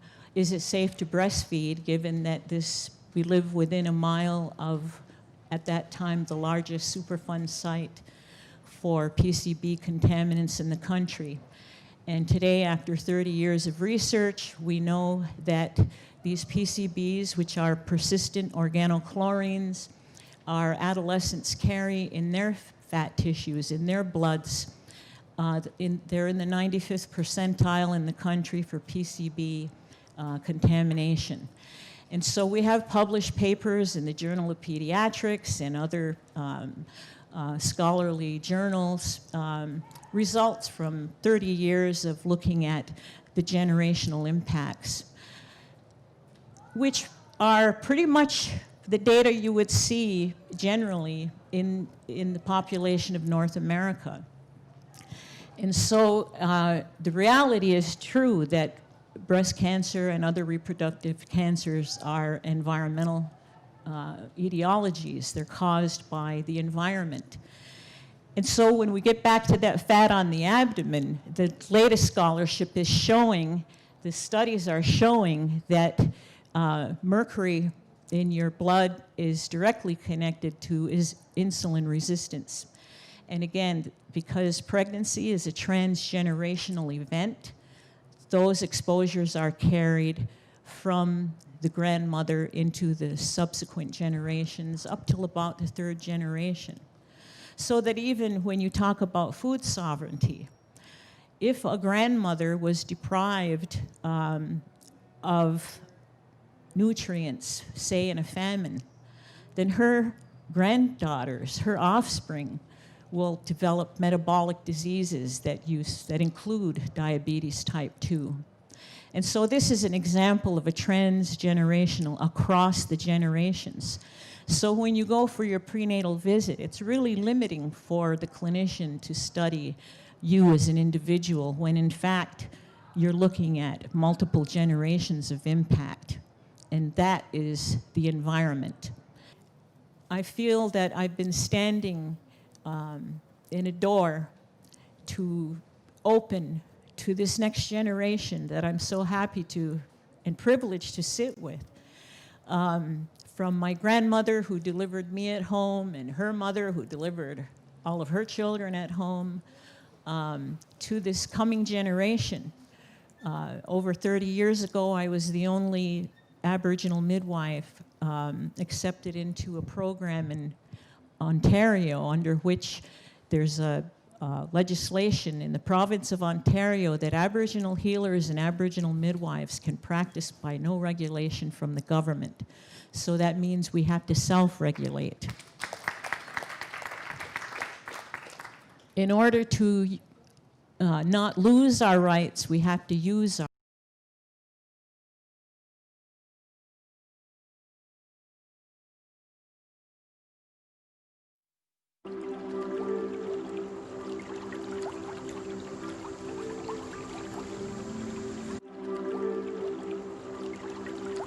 water. Water is life for us. Water represents life. Water is life. Water is life. Water is the essence of life for us. Water is life. Nibi. I like to start with how there was a whole other place called the sky world above the earth. And the earth at that time was covered with water. In that world up above, and the beings there were very much like humans in the sense that there was a man and a wife, and the wife was pregnant, and like humans, desired a certain food, and what she wanted was the roots of this tree that was called the tree of light. Because she wanted this root from this tree of light so much, she ran over to it and began digging underneath the tree to get to the roots. But the ground started falling away. She started falling towards earth, and all the creatures down on earth were looking up and saw her coming. And the geese came up under her and helped her come down safely.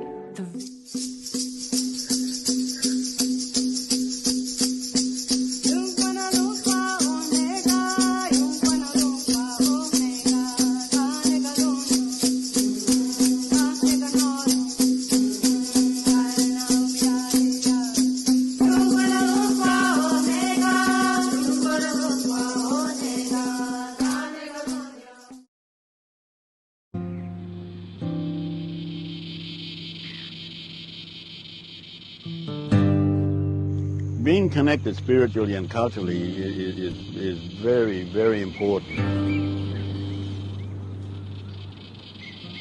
Reconnecting with our culture and life and spirituality is part of our journey in life through our connection with the land.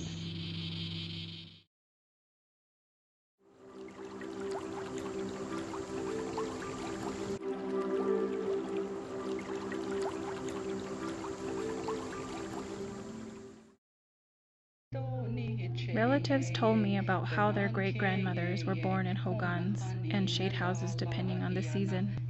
They told me stories about how women's feet were planted in the earth while holding onto a sash belt. Mothers squatted near the fireplace facing east. Meanwhile, the father was making the baby's cradle board. They told me the hogan is a representative of the universe, and the fireplace is the center. If there was a midwife, she was called Baby Medicine Woman.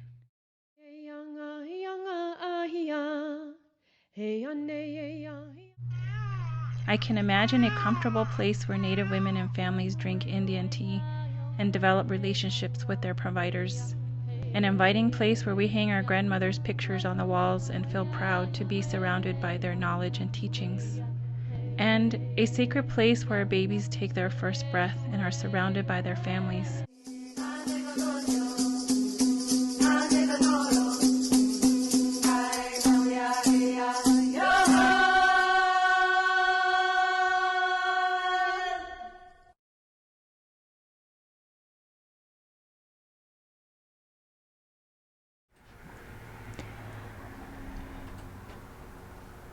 Yes?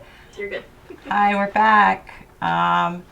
So I chose those stories. Gudgie Cook, who you heard the Grandmother's Minute, she delivered Makasa here, and Mixia, my youngest, and we follow traditional protocols and ceremonial rites. It's very sacred, having a child, and sovereignty starts with our own birth certificates and with our own passports, which Six Nations, or Haudenosaunee people, I should say, do have our own passports. So I think when we're talking about really heavy topics like women being sterilized, if you knew the teachings of how sacred that connection is to the spirit world, and how water is governed by the grandmother, the moon, and women govern the waters. It's our responsibility, as Bev Jacobs talked about the other week with the clan mothers. It's I know there's a community in Northern Ontario right now that's been evacuated because they haven't had drinking water in, I think, 4 days. And I believe that the response from the government was, that's not a health problem.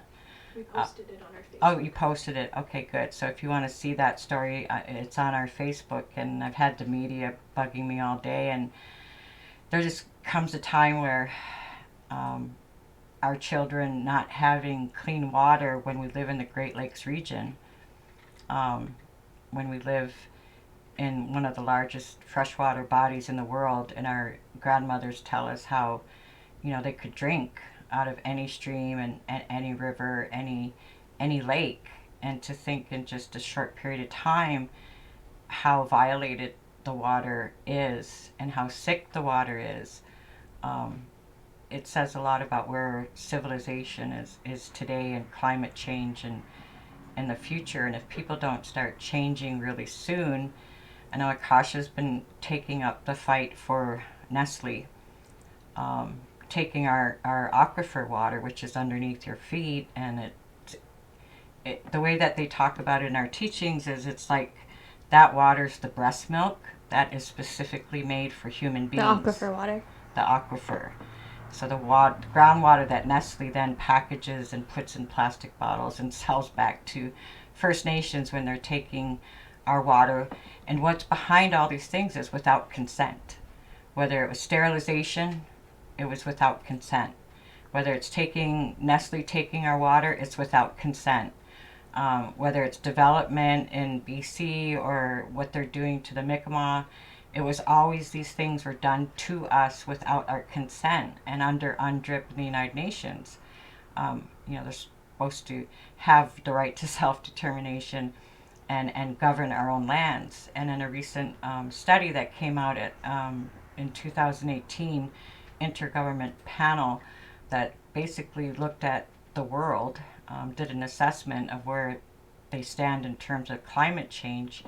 What they found was any place that was governed by Indigenous people on the planet was in the most pristine or least impacted, whether it was water or the land. So there's a tie there beyond capitalism, beyond what I call economic apartheid. People, if you live in a capitalist society, you need to have equity. And how do you get equity? How do you make a Donald Trump? Property, and that's your leverage. Well, Indigenous people don't have equity, so my house or anybody's house on a reserve that I took a loan out and paid for with interest is not equity. So people don't understand the barriers to First Nations being able to even have that moderate life that the Mi'kmaq were allowed to have in harvesting their natural resources. And I just wanted to bring that point back to, it is related to capitalism and climate change in the larger picture. But women are at the center of that, in my view, that threat. And in Europe, they brought their ideas about women to our shores, and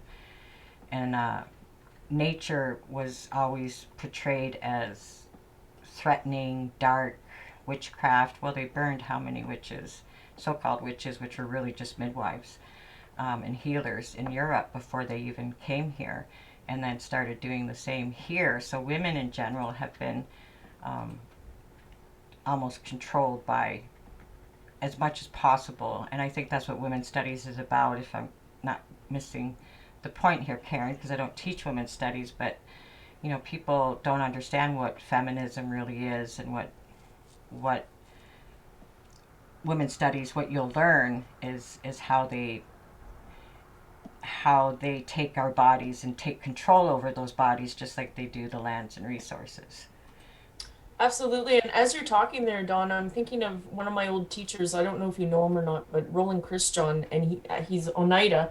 And he used to say, before they did it to us as an Indigenous man, saying before they committed this violence on us as Indigenous peoples, they did it to themselves. And back when I was young, I never knew what he meant by that until I started learning, right? About the history that or the violence that we're imposing on Indigenous peoples is a violence that we've actually imposed on ourselves first, right? On our lands from where we come from, on our women, on and etc., right? Our gender diverse people. And that violence continues now. Now we've come over here and we're committing that violence against Indigenous people and the lands here and everything that survives off of that land. So I just wanted to acknowledge some of those teachings take a while to click in, but that one clicked in eventually.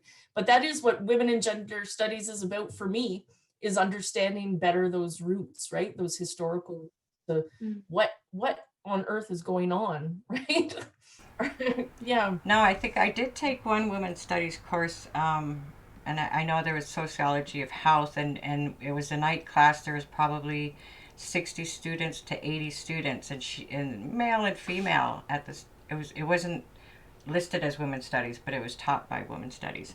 And she said, raise your hand if you have had some body part manipulated, or if you have what they call invasive surgery, you know, so that could be a number of things. And every woman raised their hand in that class. Well, of course, it's older students, and not one man raised their hand. And if you learn about the history of Western medicine, and again, the control over women's reproduction has been such a driving force, and there's a whole psychology behind that we won't get into, but, you know, the psyche of that intellectual tradition of wanting to control reproduction. If you look at what's playing out in the United States right now, and you have these men who are trying to make rules about women's bodies, and it just makes sense that they do the same to the earth, and they do the same, and until somebody shows them differently,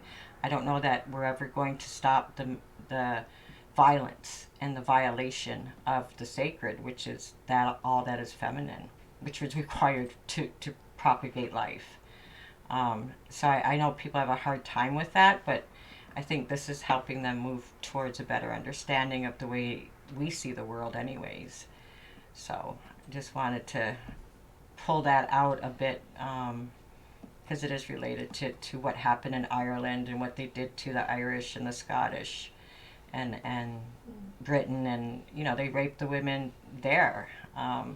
They were doing horrific things in the name of, I don't know, the sword and the Bible. So we need to really look at how people think, right? And how can we change that pattern of thinking? And I think that's part of why I've been doing a lot of thinking about this. Part of why Canadians, like non-Indigenous people, hold so hard and fast to racism and to all of these things that we tell ourselves to somehow have something to tell ourselves, because we, in a sense, we don't know anything other than this, right? And this is not a podcast about feeling sorry for non-Indigenous people, but in terms of trying to understand what is keeping what are generally well-adjusted people in a lot of ways, right? My family, my friends, they're relatively well-adjusted, but what is keeping people tied to this racism and this dehumanization of Indigenous people? And I really do think part of it is not knowing any other way but living in this system, right, of capitalism. I don't know, take that, these are just my thoughts, right? But yeah. I mean, these are important conversations, and I mean, I want my grandchildren to grow up in a kinder world. Um, we need to break the pattern of abuse, and that's kind of how I see it. It's like when you're an abused person, and that like there's gender, two-spirit who are harmed in huge ways, but in our societies we had like 5 genders, and they had very specific roles in our societies as medicine people, as artists, as the best dancers, often very gifted and talented, but also they were really communicators and protectors of the water. And I think you really see that when you go to these front lines, and especially in Standing Rock, where it really came to my attention that all these young people who were out there doing that, they didn't even realize it until later that the great majority of them were two-spirited. And they're such targeted as well, right? So we have a lot of work to do to undo the level of hate, and I think that these young people are doing a really good job, and the work that Hannah's doing and that you're doing, and Makasha, we need to give youth as much platform, and young academics who are putting together things that I think my generation would have probably been terrified to put out there. I think if I would have, I used the word genocide in my dissertation, and it was like not an easy process. And that was just using the word. It wasn't the title. It was just saying the impact on the Lubicon Cree, which the world churches agreed and argued was an act of genocide, the ecocide. So ecocide, genocide, and femicide are all interconnected, and I think that you help people understand that a bit, and I really thank you. Did you want to say anything? I don't know if I can follow anything up with what you just said. No, I agree. Okay. See, when Mom's here, she goes like into like, I'm just gonna let her do the heavy lifting. So that's why I try not to be in the show. So you're a professor, and like, yeah, I'm a student. Yeah, still. But you have different set of knowledge. That's all. Everybody's a professor. So I've asked people to answer some of the questions, and Karen, you found some really good resources for one of the questions. Do you want to go over them? Because I can't see. I'm blind. That one. Yeah, one from Robert Case. It says, "Hi Dawn, if you can easily find it, could you please email and message me a source that on a sale of Indigenous children? I'd like to share through my social media network. Details like this and many others, no doubt, get missed, and despite movements in education in mainstream, while white dominant society work, education on children welfare in the 60s scoop." Yes. So yeah, that's what the whole point of this podcast. I know that's not correct, but that's what I'm going to call it. Is to get information, to give you access to our amazing young people, and showcase the academic research that's going on, so that you do get informed, and you inform your families, because not everything's going to happen at the university, trust me.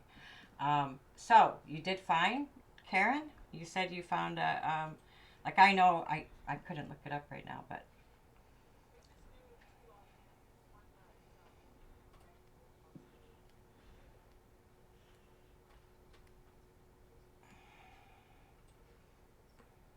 that's the U.S.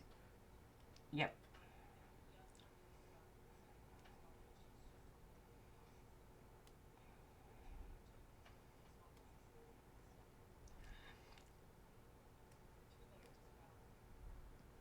Yep. And then we're going to post some more. So I've got like images of the little baby handcuffs that they would literally put on these children to when they would take them away from their moms. And like we say selling, because Canadian, what is it called? CAS. I can't think right now. Anyways, child welfare would take the children, and they have a newspaper. So there's literally like this almost magazine of Indian babies, and it would say for $10, pick your child. And there's a book called, it's by Ernie Cray and Fournier, and the title escapes me, but I'll put it on our Facebook. He documents what happened during the 60s scoop, and how a lot of them ended up in homes where they were sexually abused. They didn't do research on any of these people. Many of the 60s scoop children, which I would have been one if my mom didn't take us to the States, ended up in Europe and all over the United States. And there's a film that you can look up. It's a crushing film, and for people who are sensitive, I give a trigger warning. It's called Diary of a Métis Child, Richard Cardinal. And he kept a diary of being taken, and then ended up in many, many foster homes and abused in horrific ways. But he kept a diary of all of that, and he tried many times to take his life. And he ended up, it's too bad, finally ended up at a decent home where they weren't abusing him. And he tried to commit suicide. He missed his family terribly, his brothers and sisters. And a nurse hugged him. And this is what taught me something. I guess it's something that never left me. In his diary, he wrote, "For the first time in my life, I was held." And that killed him, because he realized what life should have been like all those years. And now he knew what he was missing, because he had never been hugged before. And that was too much for him, that he just wanted to skip all the pain and go straight to death. And it really helped me understand suicide. It helped me understand the impact of, removing our children and the horrors that happened to them. So there's some really good resources out there, and I'm sure we'll try to list a few. Yeah, Hannah has to leave, so I think we're gonna say goodbye to Hannah, and thank you so much for coming on the show. We appreciate you sharing with us your stories and what's going on there. Visit us again, give us an update. Yes. So we'll be checking in with you. All right. We'll be in touch. Let me know if there's anything that we can do to help you in your territory. I know there was a bunch of warriors on their way, I think, this week over here, but we got lots over here. We got enough to share. Yeah. All right. You take care. Okay. Be safe. Lalio, thank you. Thanks, Karen. Ona. Have a good night, everyone. Bye-bye. See ya. So I guess we'll end it there. Did you want to, do we have one more question that we were supposed to ask, or are we going to drop it? There were just more comments. Comments. Okay, so we're going to wrap up here. Yeah. Thank you so much, Karen. If you have any last words you'd like to share, you can share them now. Put her on the spot like that. Oh, we can't hear you. I'll let you have the last words, but thank you for the invitation. Thank you for coming out. We know you're not a social media fan, which is probably really smart if you watch the Netflix documentary on social media. So thank you for coming on and putting yourself out there. Bye. So before we all end, Makasa is going to talk about how important it is to get this TikTok contest going. We really need your creative energies. Trust me, we desperately need it. Yeah, so we have a TikTok contest, and if you're under 25, you can enter. If you have what we are searching for, and you can put a TikTok as a small clip and edit however you want, whether it's just your words of pictures or no words at all, just pictures. However you want, you can create it however you would like, and to share your story. And some ideas is, why is the environment important to you? How can we combat climate change? Why is water special to you? How are you able to connect to land and water? What do Haudenosaunee cultural teachings say about the environment? Or if you're not Haudenosaunee, what do your cultural traditional teachings say about your environment, wherever you're from. This is open to everybody, and the prizes are $200, $100 or $50.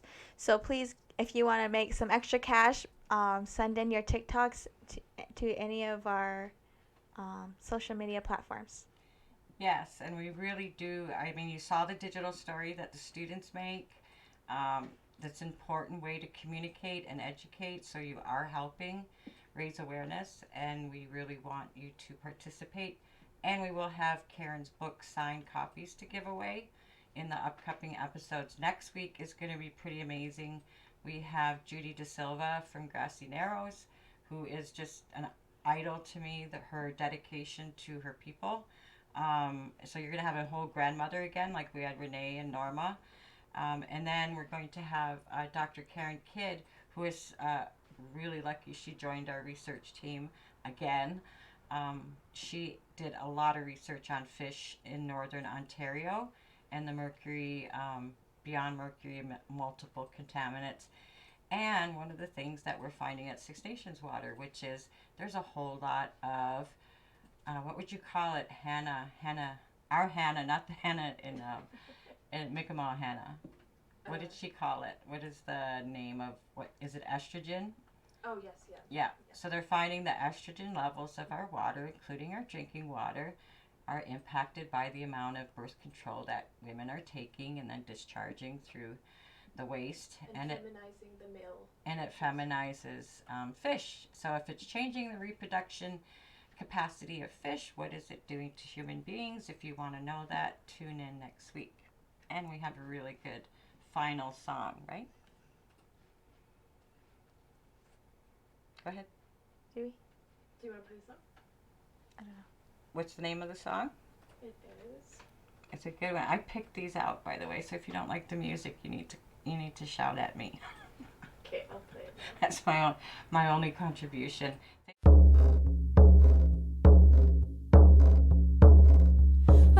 To our elders who teach us of our creation and our past, so we may preserve Mother Earth for ancestors yet to come, we are the land. This is dedicated to our relatives before us thousands of years ago, and to the 150 million who were exterminated across the Western Hemisphere in the first 400 years' time, starting in 1492. To those who have kept their homelands, and to the nations extinct due to mass slaughter, slavery, deportation, and disease unknown to them, and to the ones who are subjected to the same treatment today. To the ones who survived the relocations and the ones who died along the way. To those who carried on traditions and lived strong among their people. To those who left their communities by force or by choice and through generations no longer know who they are. To those who search and never find. To those that turn away the so-called non-accepted. To those that bring us together. And to those living outside, keeping touch, the voice for many. To those that make it back to live and fight the struggles of their people. To those that give up and those who do not care. To those who abuse themselves and others and those who revive again. To those who are physically, mentally, or spiritually incapable by accident or by birth. To those who seek strength in our spirituality and ways of life, and those who exploit it, even our own. To those who fall for the lies and join the dividing lines that keep us fighting amongst each other. To the outsiders who step in, good or bad, and those of us who don't know better. To the leaders and prisoners of war, politics, crime, race, and religion, innocent or guilty. To the young, the old, the living, and the dead. To our brothers and sisters and all living things across Mother Earth, and her beauty we've destroyed and denied the honor that the Creator has given each individual. The truth that lies in our hearts, all my relations.